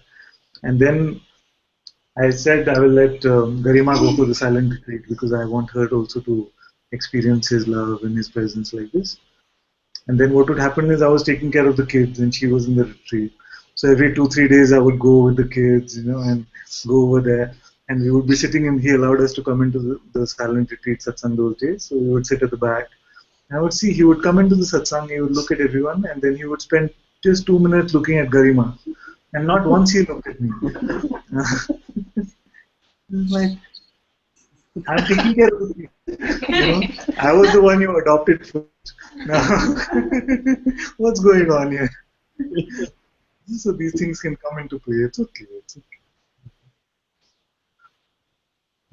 The only factor that prevents the jealousy from completely taking over you is the fact that there is no person there enjoying that scene. Yeah. So you better be magnanimous in allowing that scene. See, this is one because typically the feeling is that once you're awake or free or something like this, then these feelings stop. It's not that the feelings stop. It's just that nobody takes ownership of them, so they don't last. They don't become part of you in a way.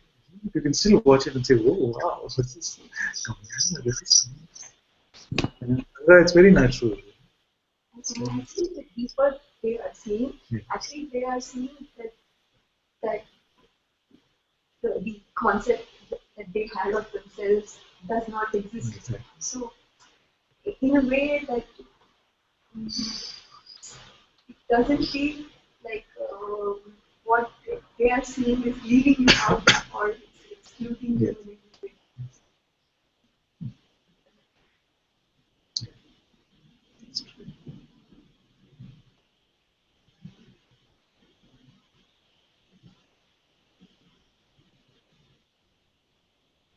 Okay, then who wanted to come? Radhika can come. Hello, my dear. You have to unmute first. Namaste, Father. Namaste, my love. Namaste. Can you hear me okay? Very well today. Very good. Did you do something about your mic? It's a different computer. Yes, yes. This is very good. Good. So, I felt myself hiding a bit. So Yes. I felt I must come up. And there's a lot of things I could report on, but I don't know that that's very important.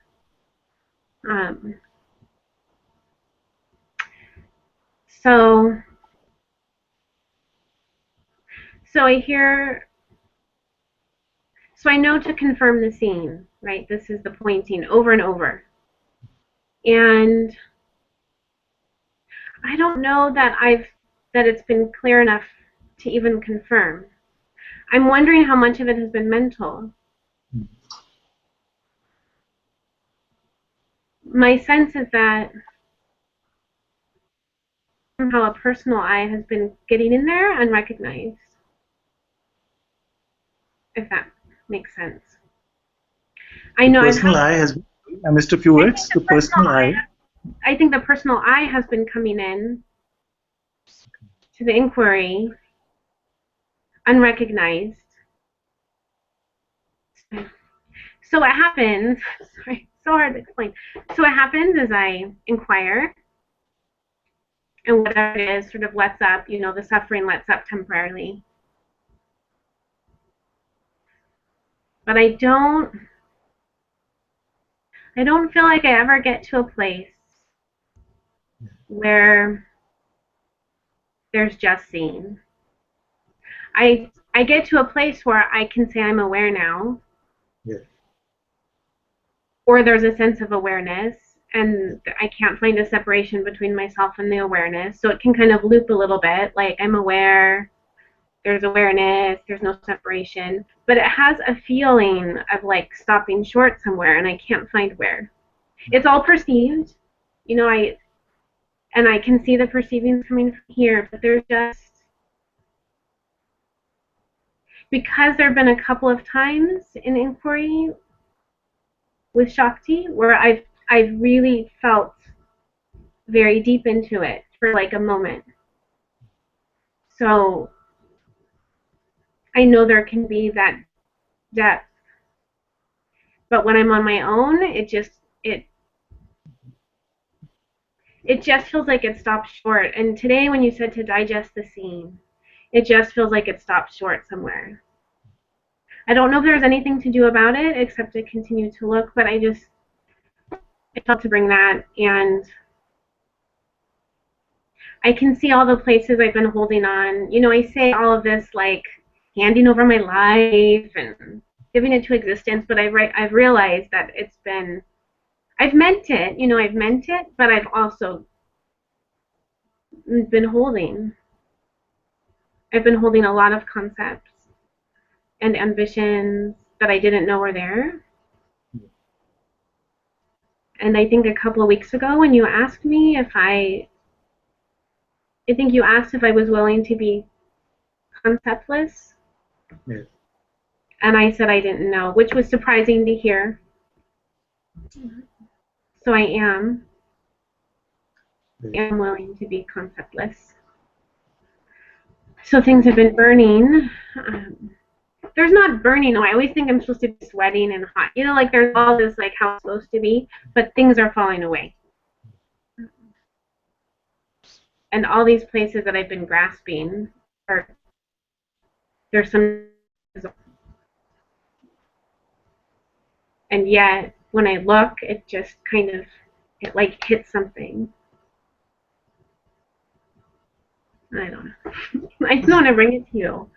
It's very And I'm open to whatever you see here. I'm open for the pointing. Very good. Very good. So let's start where we left off. So you say that last time when you came, you said, I don't know. Yeah. This is fine. And now you say that I'm completely open to being without any concept, including any concept of the I, isn't it? Including any concept of the I. Yeah. So let's keep all these concepts aside, kept aside now.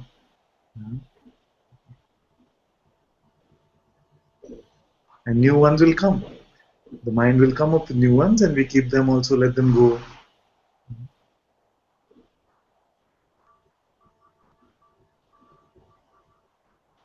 Anything missing now?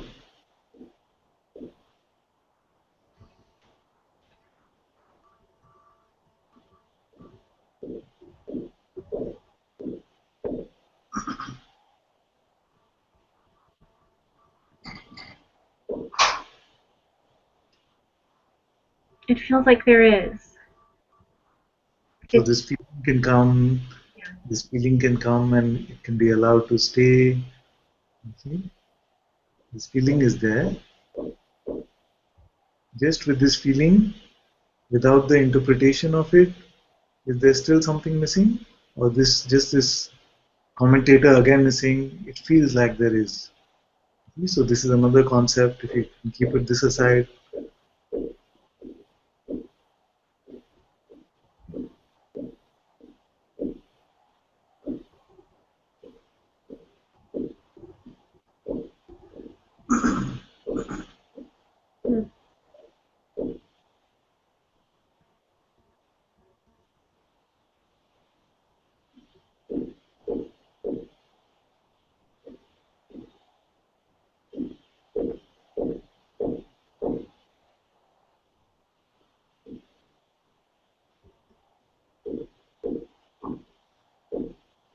It just seems, I'm going to compare now. yeah. Just seems that when there are those that are having clarity, like it's very clear, and it just doesn't feel that way. It just. Okay, so I know there's something that I'm comparing. I just want to be honest about it. You know, Yes, yes. But we see also that these are just concepts. Yeah. Again, more concepts, isn't it? So we don't actually know. Even those who are exploding, we don't know what's truly going on. So then we can keep that also aside.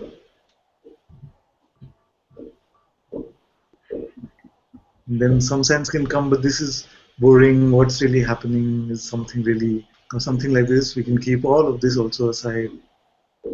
And if something seems too strong to be kept aside, then you can expose that. Then you can expose that.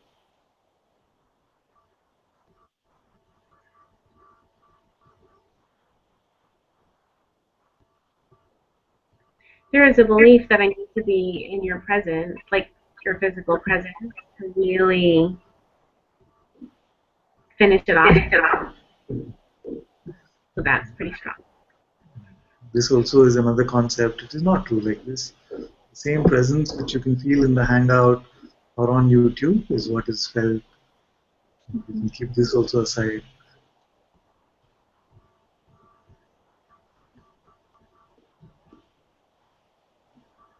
Also, the concept that something needs to be finished off. We must keep this one aside, even more than the physical presence thing. You see? Because it is this idea that there is something more. I'm almost there. I need something to finish it off. These are just concepts.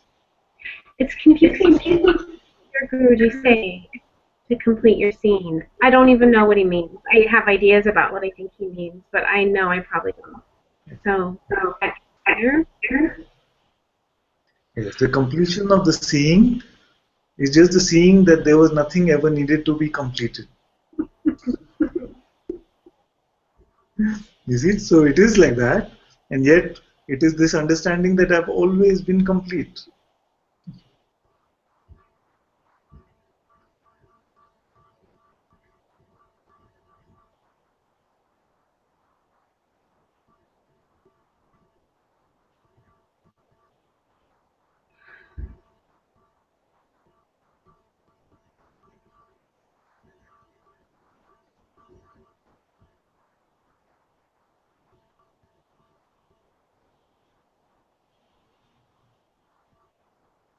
Just like me saying, digest your seeing. Just digest your seeing.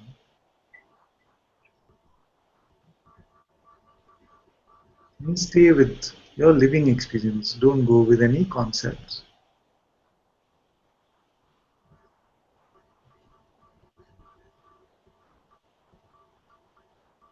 What is here now?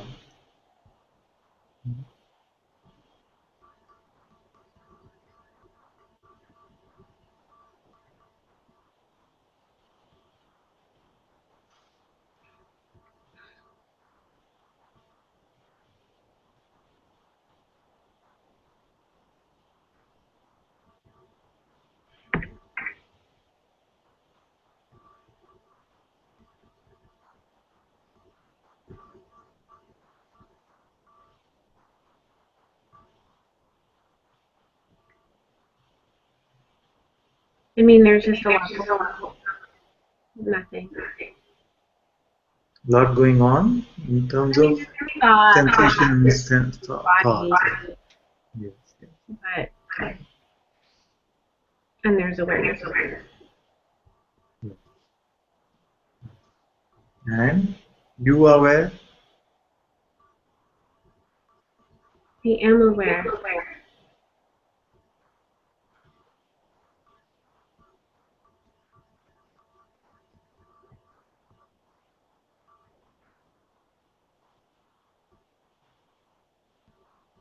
But I don't feel like no, there's an echo. Sorry about that. I don't feel like I can say that there's nothing here except seeing. And there might, I'm willing to let that idea, these ideas have gotten in here, like to inquire until you are the answer. That's not my experience with inquiring right now. So something is feeling, and maybe it's misunderstanding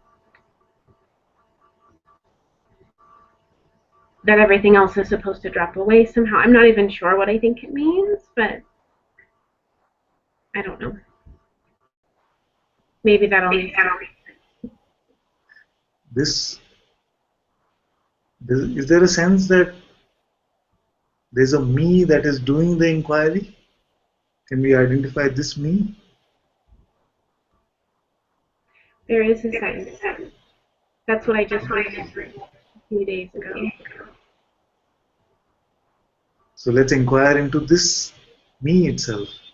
Who is this me that can do the inquiry? I can't find it. There's just a sense. I can see it's just thought. And just like that vibration feeling that feels like a person. That's all I can find. So this set of thoughts or sensations, can they actually do something? They cannot. So it cannot be these energies which are doing something. So then who is the me that is inquiring?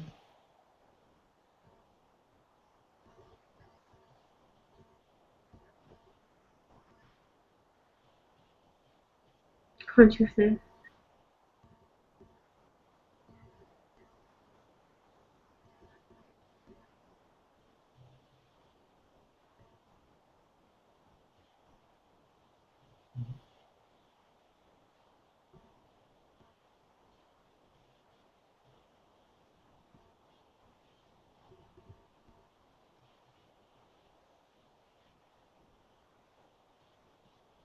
What do you mean by consciousness?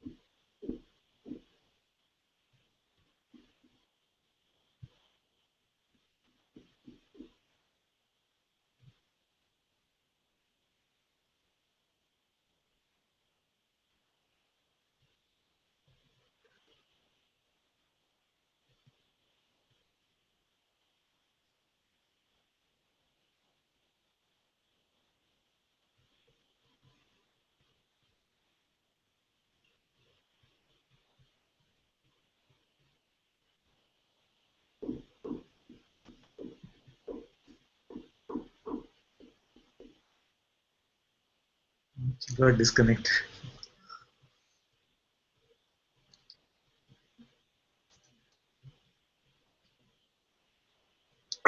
Prakash said he will leave after posting a question. He says, sorry, Father, you're asking us to stop stories. Maybe one last story. Okay. Feeling like I am dead. Whether I am alive or dead, just feel like I am dead. Yes, it seems like this. That there's something, the sense of separation or this. Actually, it can feel like death.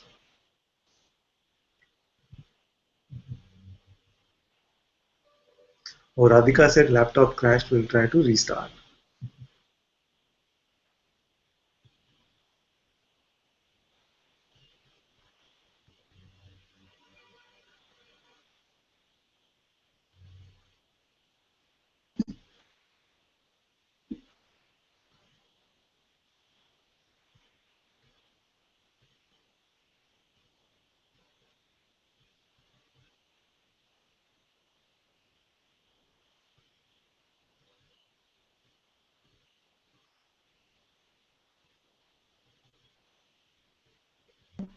Father, can I come?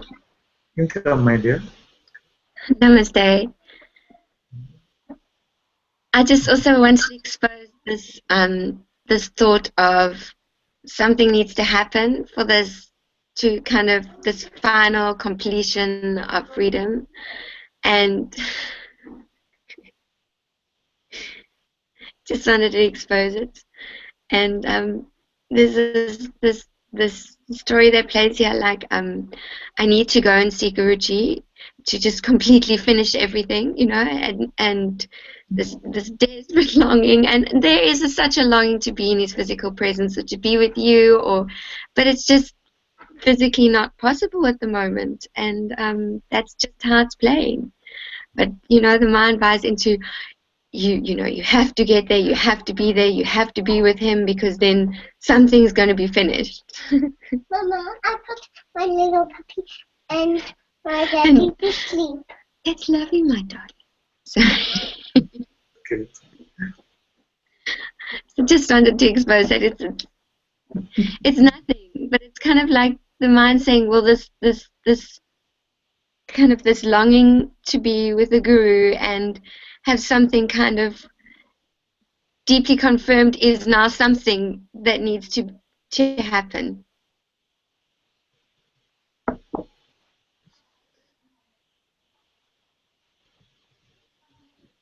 Yes. This longing actually can be very beautiful, because there's a difference when we say longing. There's a difference between longing and just this need. So there's a qualitative difference between this longing to be with the master. There's longing to be with the master here also in his physical presence, but we can't truly call it a need, isn't it? We can't really. When the interpreter comes with these things that it is for, why it is here is because it is looking for something to be completed. Now that is when it becomes a need, you see. That is when it becomes a want or an expectation. But the longing itself is very beautiful. The longing in itself is very beautiful. And I would never say that this longing is counterproductive or it's something. It's just beautiful and it has no need, this one. It only when we believe a thought about it and we say this longing is here because I want to be complete or something, then it becomes an expectation or a need. And when we go with this lens, then every occasion that we are in the physical presence also, we are saying, okay, give it to me, give it, I want that completion, and that itself becomes like a splinter in our eye or something. We're not able to see clearly because we always say, me, give it to me. I want this experience for me. You see?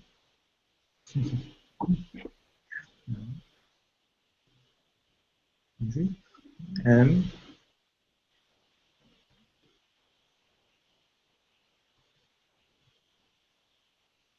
at least for you, I feel it must be completely clear by now that it's not about the experience in itself, isn't it? Never. Never about that. It is about this at the root of the strongest seeming experience. At the root of it is this very sober, clear seeing that there is no separation. Outwardly, the body can be doing all kinds of things, and it might seem like all these things are happening. But inside, what happened? Just this clarity that there is no separation. I cannot find a separate me. And this clarity is available right in this moment. In this moment. Whatever the outward expression of it might be. That is never the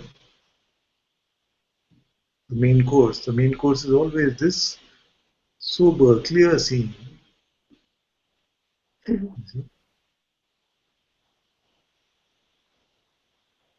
So when we check now, this clarity is still here.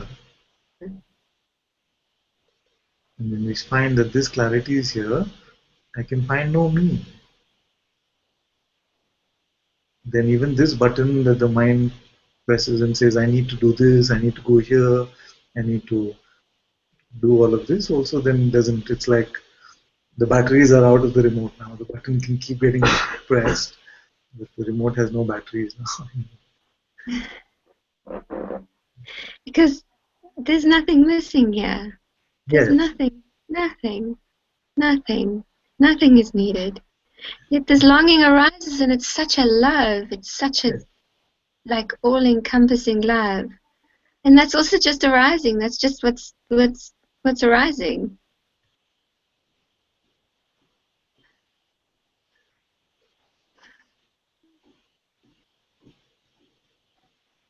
Thank you. Very, very, very welcome, my dear. Just forget about freedom.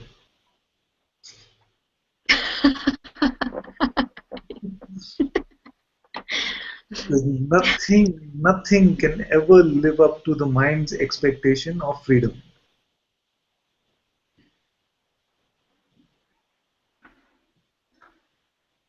You see? And I'm going to push some buttons here and let's see if they still have some battery. Some battery. Yeah. Because for many, the mind's expectation of freedom is what happened with you. Oh, thank you.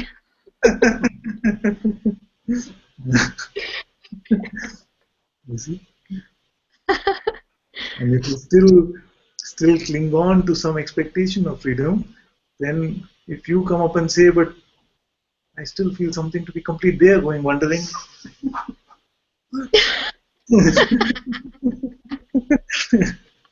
Isn't she the same one in that video? You see, so this is this. I know it's a button for you a little bit. I know. You see, but this is good.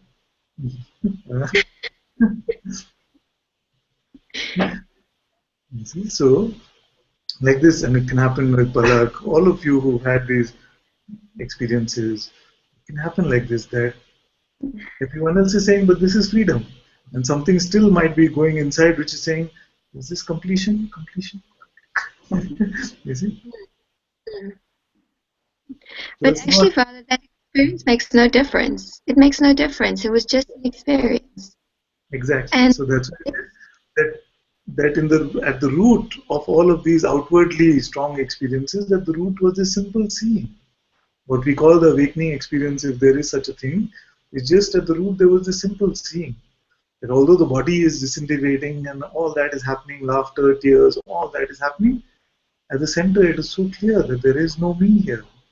Just the simple seeing that there is just no separation.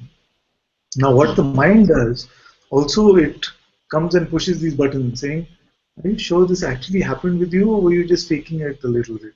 You know, don't believe this one, because this can be very, very tricky. You know, because this mind can play like this and say, is it really, did you really disintegrate, or were you just putting on a show or something like this? So don't believe this trickster, because this trickster is very, very tricky.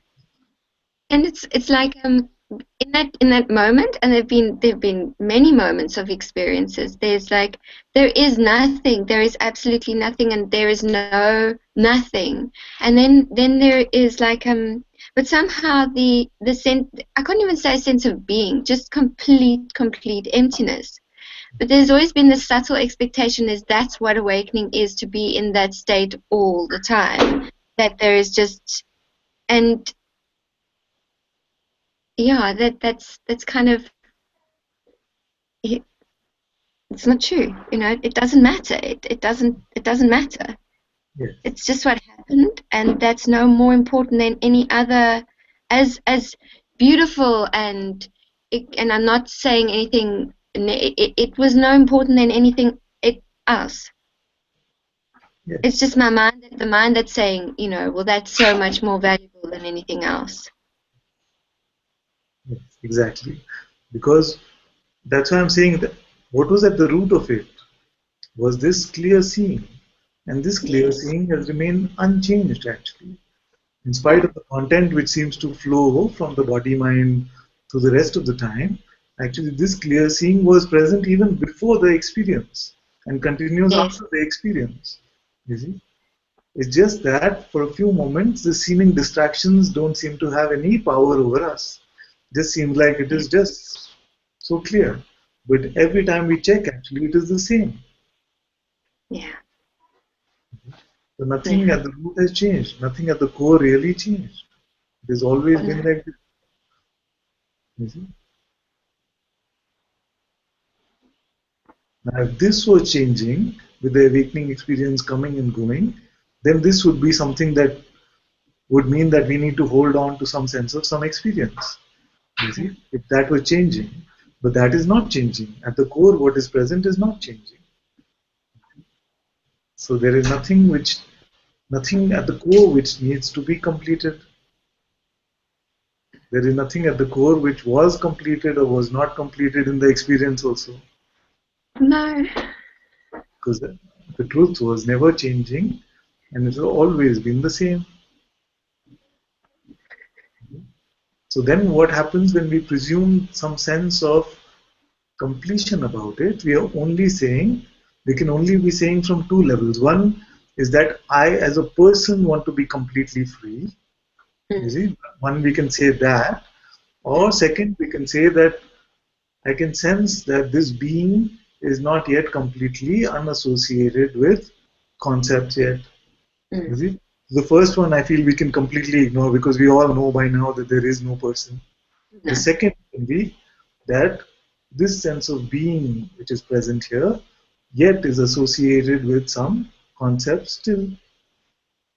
So if we have the clarity enough to see this, that although I as awareness am completely free and untouched, the sense of being which is present here seems tethered to some concepts, then we can use those concepts, pull those concepts into our inquiry.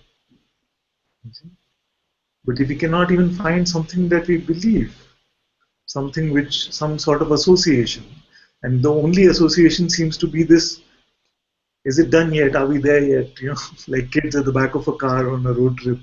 You know, are we there yet? Then for many, I see in this seeming spiritual journey, it is only this association which still seems that I feel there is something more. I feel there's something more to it. I feel there's something more to it.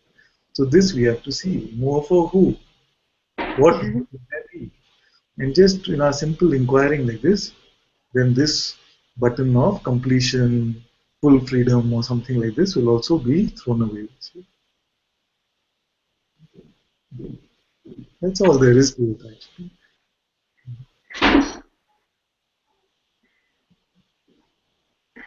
So simple, Father. It's very simple, very simple. When we have the ears to hear this, then it's very simple. We see that for awareness, no experience means anything at all. No content means anything at all. For person, which is the other end of the spectrum, there is no such thing as a person. You see, so these two are kept aside. Then what else is here? This presence, this sense of being is here. Now this sense of being has the power to pretend, has the power to pick up some concepts. So all that is happening in satsang is the letting go of these concepts. And one concept which seems to be prevalent in satsang is this sense of concept of freedom or completion or reaching this top of the mountain or something like this. Now this also is now getting dropped. That's all that is happening.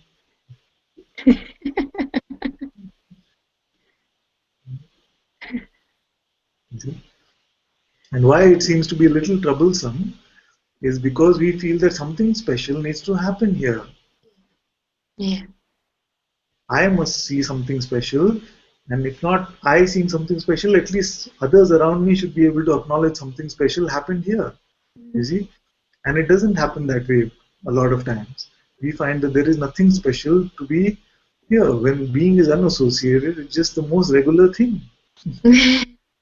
Totally ordinary.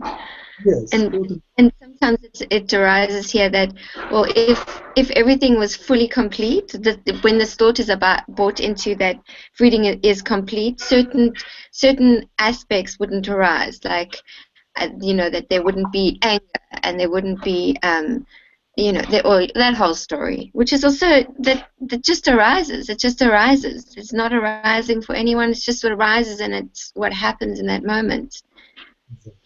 Exactly.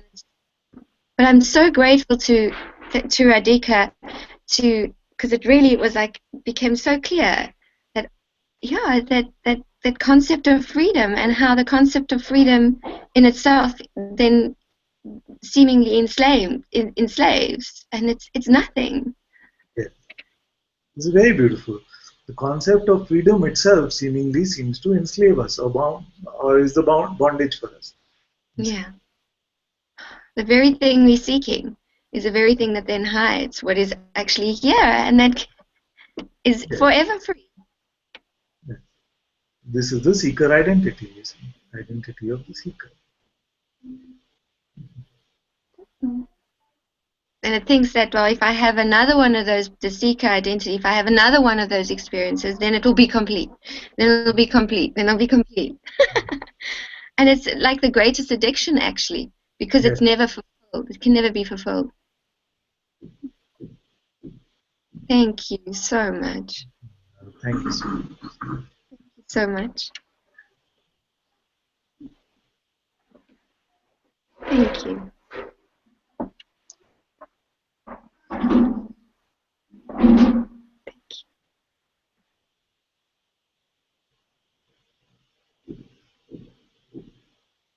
I see Radhika is back, so maybe she can come back.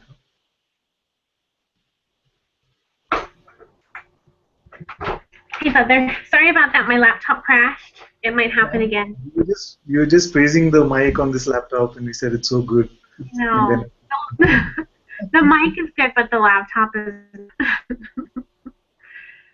So I realized in the time, well, I could feel it right away that was a mind answer I gave you with when I said consciousness. It's just BS. I don't know. I know that that's like the answer. Yeah. Yes. But it's not authentic. This is good to see in itself that the answer in itself is not enough, isn't it? So we see that there is no person here, and yet there is something here. Don't give this to the mind because it can get confusing. There is no person here, and yet we cannot deny that something is here. Now this we can use any word. We can say presence, we can say being, we can say consciousness. This that is here, the sense that I am, that I exist. This is the difference between the sleep state and the waking state, isn't it? We can check, we can take some time, we can check. Just marinate and do things. That feels clear.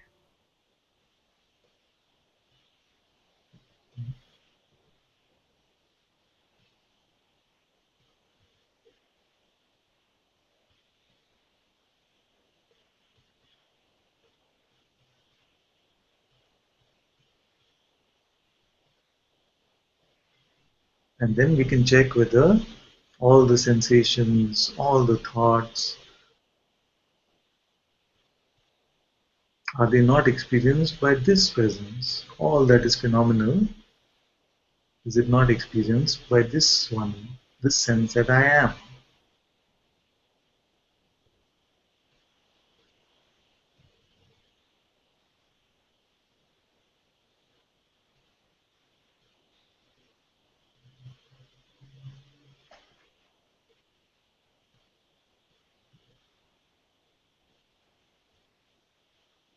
Already we are at such a beautiful advantage because we see that there is no person. So that possibility is out the door. That it is happening to me personally is out because we see there is no me personally. Yet the sense I am is here, in the presence of which all this seems to happen, in the absence of which there is complete emptiness.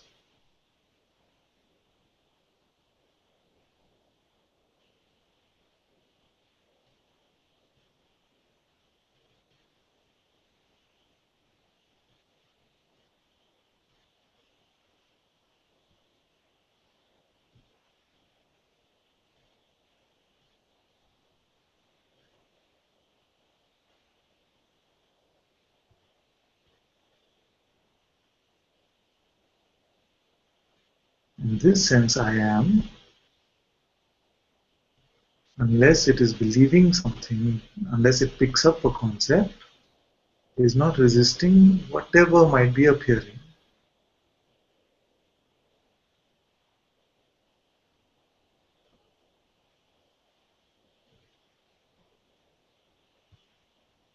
So without using our power of belief, there can be no resistance to anything.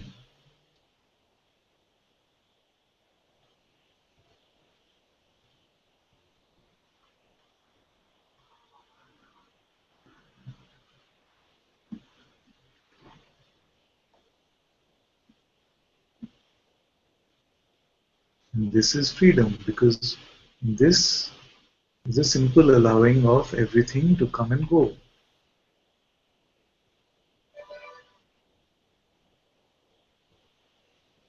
Without a concept, there is no sense of completion, nothing to get, nowhere to go, no one enlightened or bound.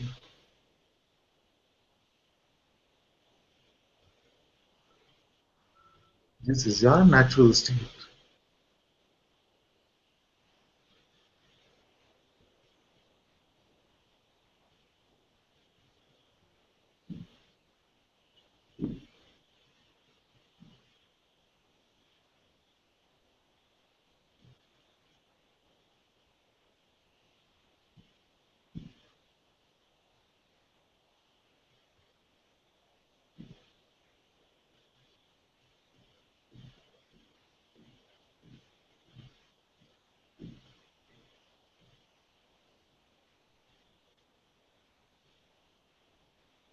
It doesn't matter what experience is coming up also. It doesn't matter what experience is coming or not coming because it is not about the experience.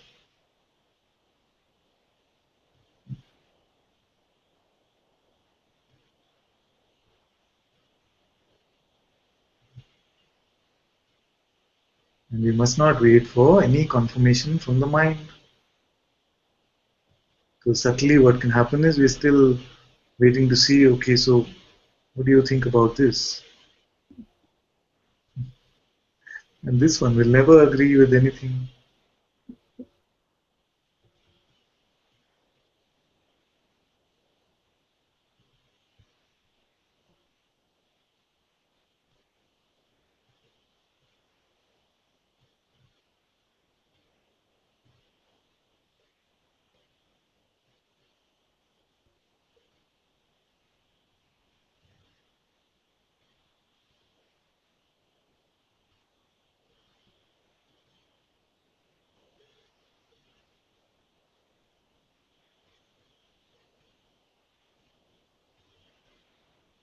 It's possible that the mind can come at this time and throw lots of concepts at you.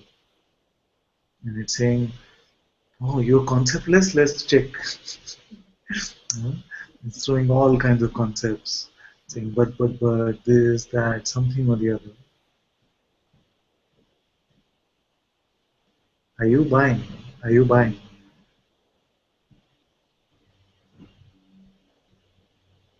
And if you are buying something, then you can say that this is what I'm buying. If you're not buying, you can just say nothing. You can throw whatever it likes. I'm not buying. Not buying. There's a lot coming, but I'm not buying. This not buying state is the natural state. Although it can seem a little effortful sometimes, because it seems initially concepts are so strong, they're pushing so many buttons. You see? But as we get more and more accustomed to this not buying, then we see that this is the so natural state, effortless state.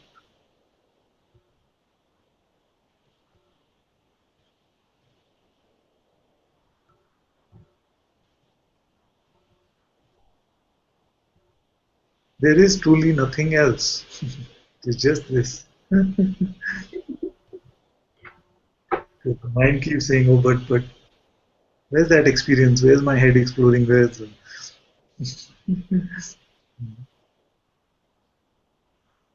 It's not about that.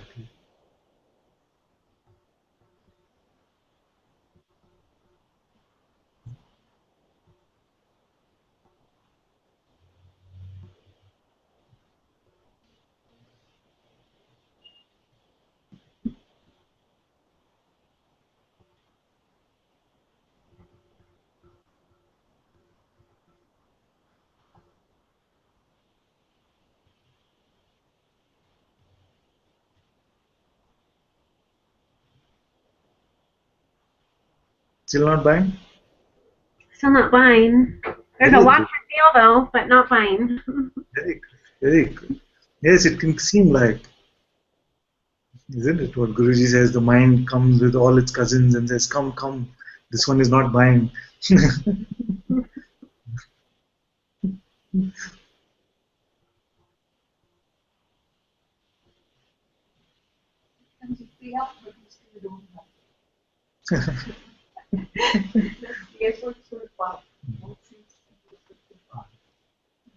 The effort is just because our habit seems to be to buy, and it seemed like effort a little bit to just let it come and go initially. And then you say actually it was the picking up which was effort.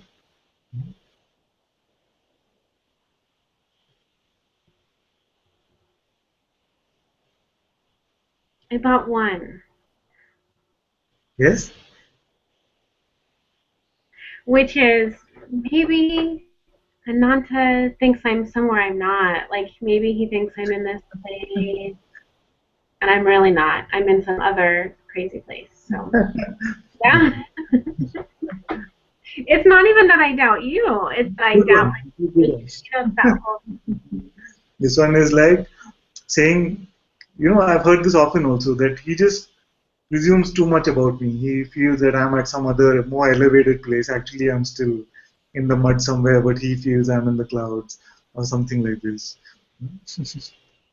Yeah, this is one trump card, which is very good you noticed because it's not true. Yeah.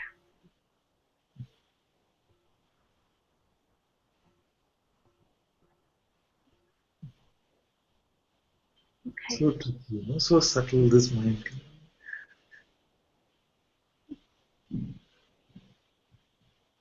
He doesn't really know me. He should see me outside Satsang. Then he would know. It comes like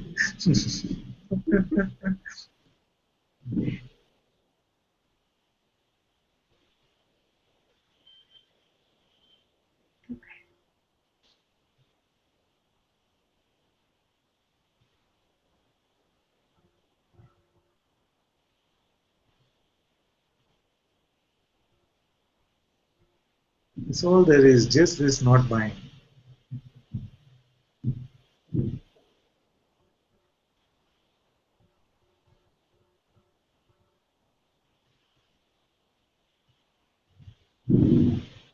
Still seeming like work to not buy. Not right this moment. Sometimes it's effortless. I can see through it. Sometimes I can't. Well, it's just stickier. You know, there's still some sticky. Yes, yes. All thoughts about past also, all thoughts about past also not buying. See, because it's very quick to make a story. The mind is very quick to make a story. So anything which is saying something which is referring to the past or projecting something about the future also not buying. Just simply right now, it will seem more and more natural as you go along.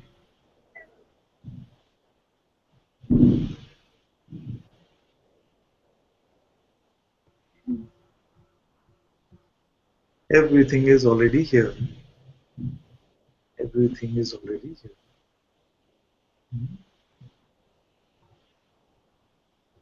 We are not adding something to you. The realization of the self is not to give you something from outside to make you complete or something like this. That's why it's a realization. The realization is that I have always been here, I have always been complete, always been the self.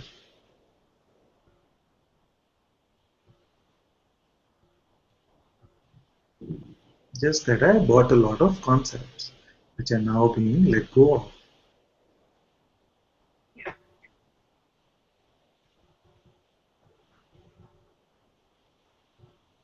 So no buying any concept of freedom or awakening experience or what should happen or not happen. This is what I mean by just digesting your seeing. Because we just remain with our live experience in this moment instead of going with any thought or feeling and what it is reporting. That's all it is.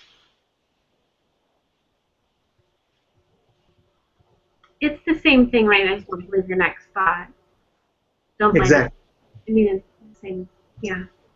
Yeah, but I know you're tired of hearing that line. I'm not. It's very helpful. It wasn't. It's deepening. The pointing is deepening.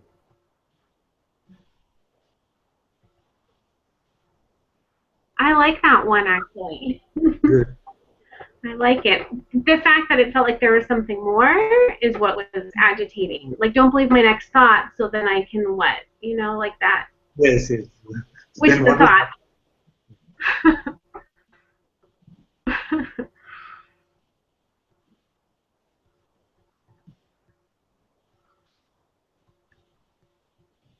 Yeah, there's a big fight about this being so simple, but it doesn't matter. Yes. It really doesn't matter. It really doesn't matter. It doesn't matter.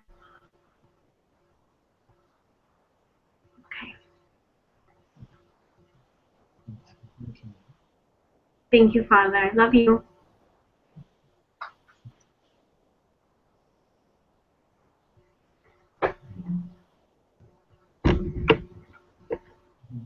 Love you too, my dear. Thank you.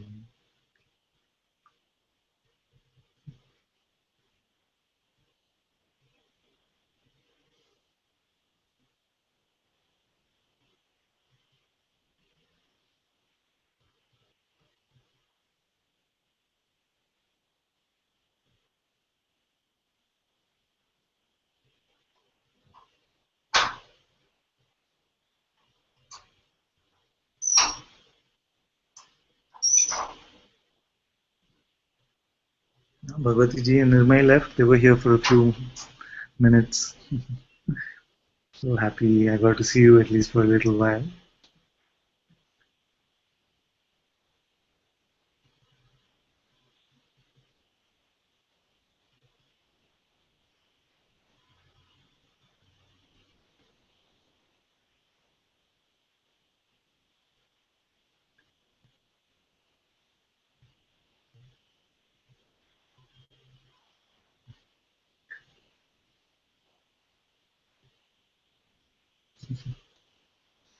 Aparna says, just heard about the affidavit being served to respond. There's some legal issue.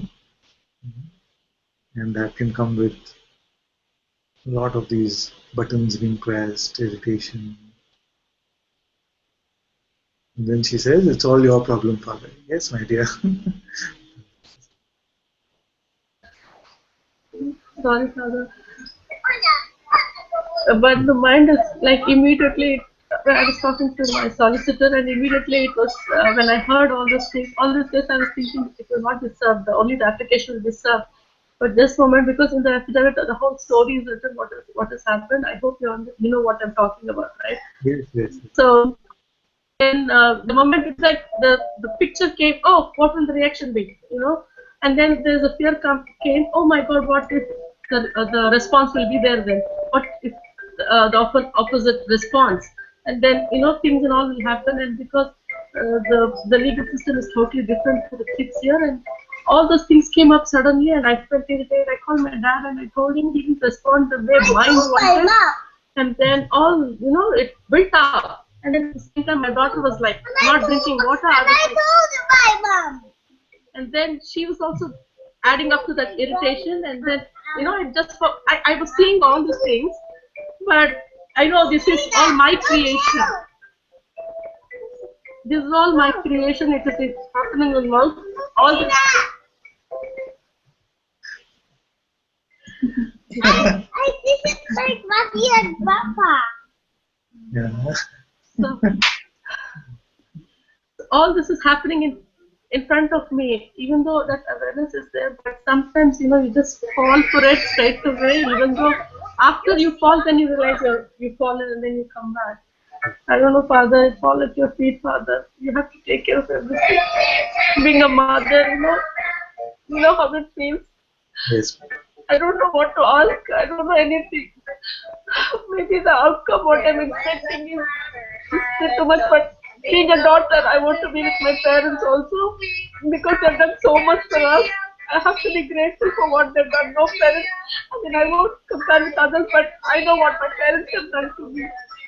So I want to be there and, just try to serve them as much as I can, as long as they are. That's the only main reason, and my daughter will get good. She can spend some time with them. That's the only reason I have, that I want to go back there. Otherwise, nothing else I have, Father. There is no, bad intention or anything like that. It's very clean and pure.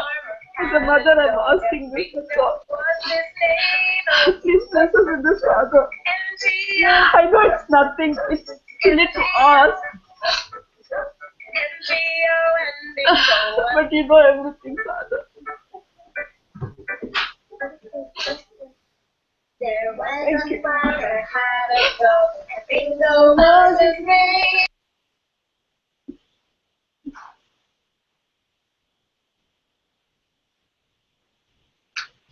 You can trust this grace. You can trust grace to take care of all of this. Because what is unfolding for you in your heart, you come into this space of complete freedom. It's okay. Sometimes in the world it seems like these strong events happen and the fears can come. It's okay. Don't let the mind make any judgments about yourself or your freedom based on these things. Let whatever needs to unfold, let it unfold. Trust the grace that got you to Satsang is also taking care of everything else.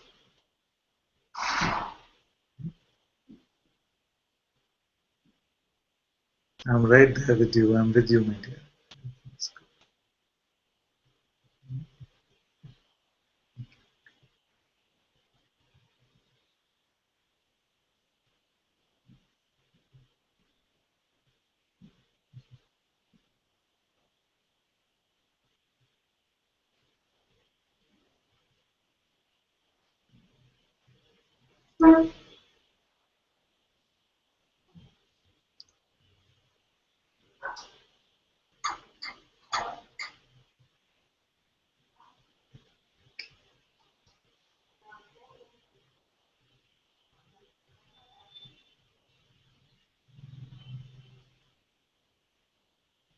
Okay, let's have some songs quickly because Guruji Satsang starts in 15 minutes. So, Sangeeta and Priya, you'd like to sing today? No? Voice is not good?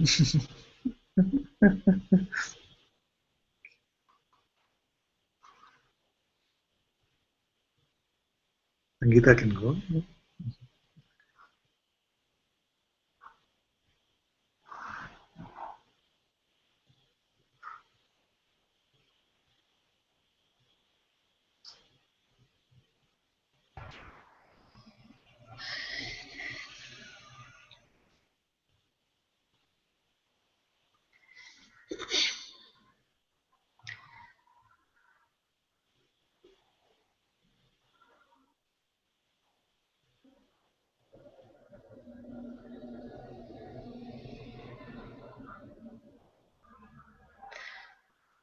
I don't know what to sing, Father, but is that okay if I sing again the Nepalese version? Yes, of course. Yeah. Okay.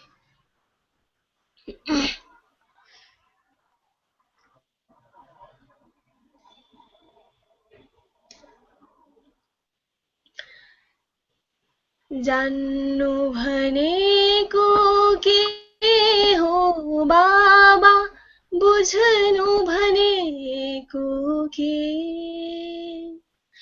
कोहीलाई अरू देख्दैनन् आफू देख्ने कोहीलाई अरू देख्दैनन् आफू देख्नेले दुःख दुःख किन भन्छौँ हामी दुःख कहाँ छ र खै बत्तीको आँखाले हेरे छैन अँध्यारो है दुःख दुःख किन भन्छौँ हामी दुःख कहाँ छ र खै बत्तीको आँखाले हेरे छैन अँध्यारो है आऊ हामी आफू देखौँ सबभन्दा पहिले कोहीलाई अरू देख्दैनन् ऊ देख्नेले कोहीलाई अरू देख्दैनन् आफू देख्नेले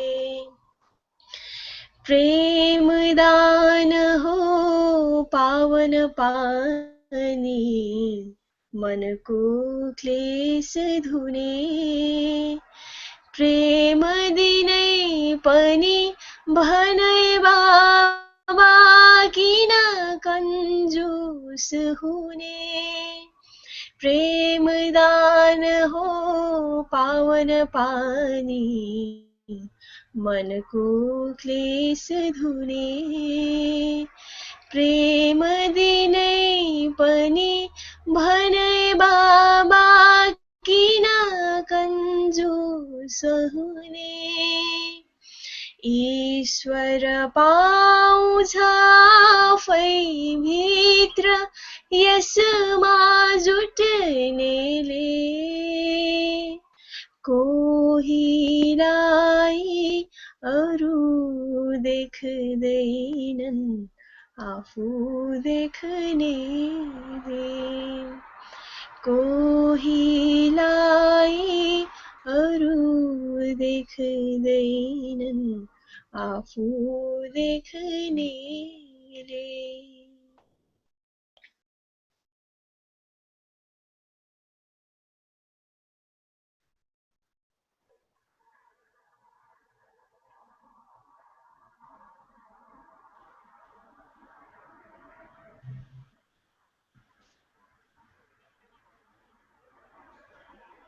Hey, beautiful, my dear. What happened? Did we lose you, or I'm still here. I don't know yes, what's your happening. video is not? Yes. What has come up actually? Can you sing also the other one? हमें रास्तों की जरूरत नहीं है. I love that one. That's it.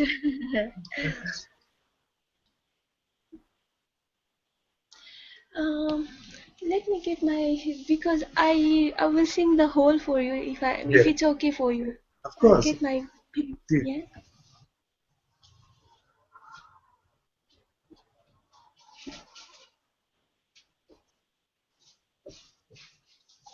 Because I don't remember all of them. So that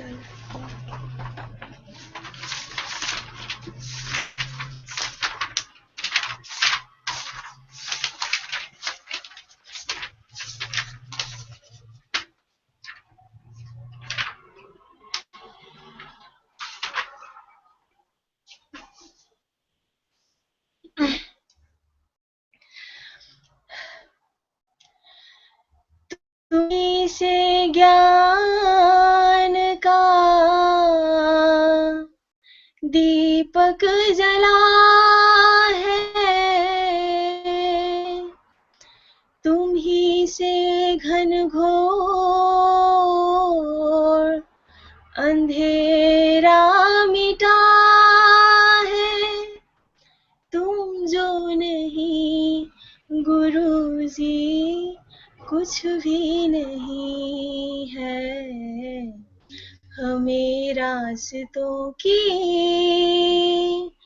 जरूरत नहीं है, हमें तेरे पैरों के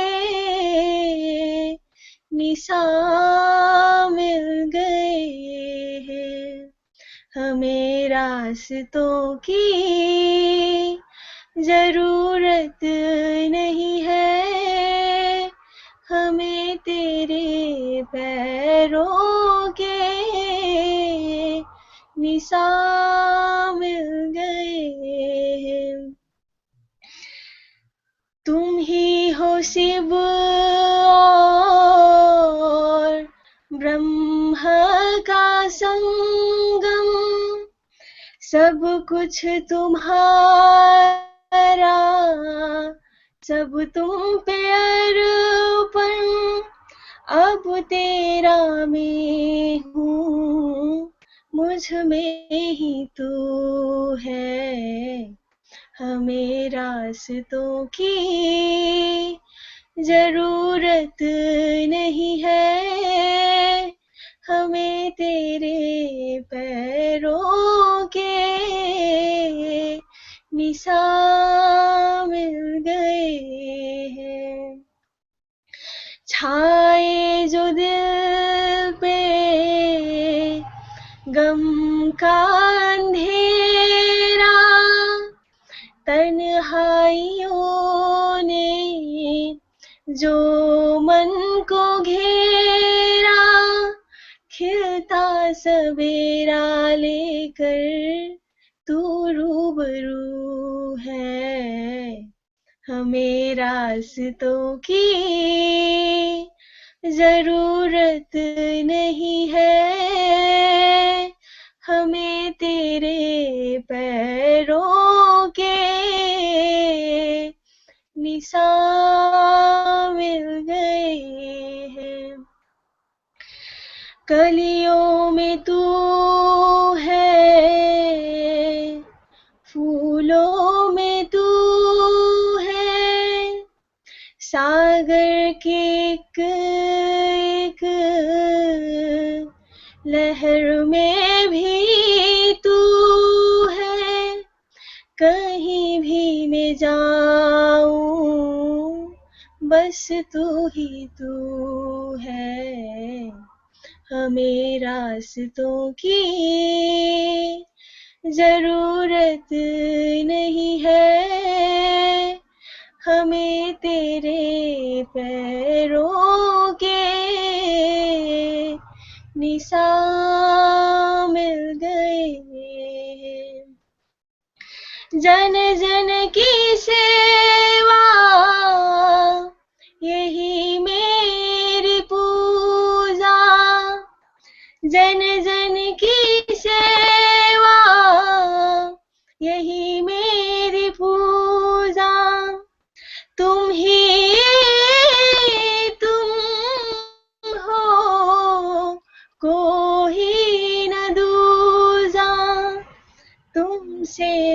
सब कुछ रोशन, कण कण में तू है, हमें रास्तों की जरूरत नहीं है,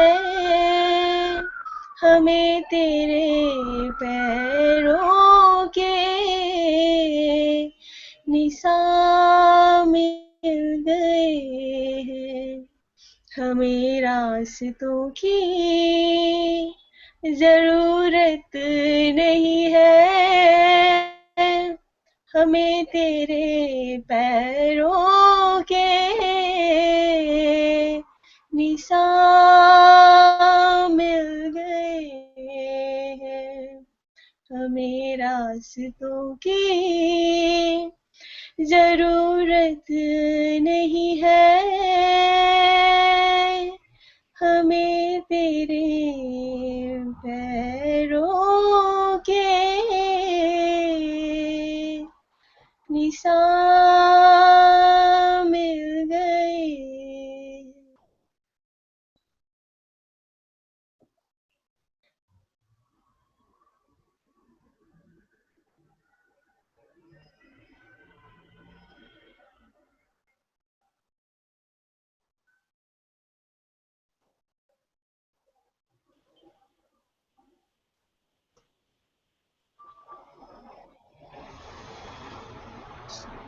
Thank you so much, my dear. Thank you, Father. Thank you so much. Very beautiful. Almost 2 o'clock.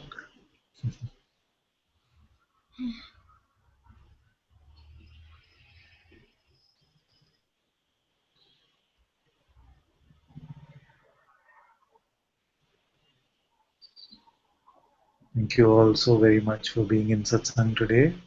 Sadhguru Sri Muji Ji ki Jai.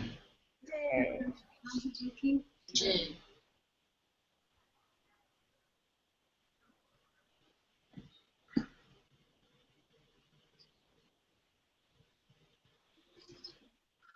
Big thank you to Jane. It's not easy.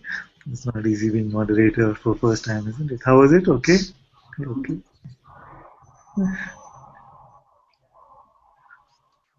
Thank you, Claire and Jesh and everyone who helped Jane also.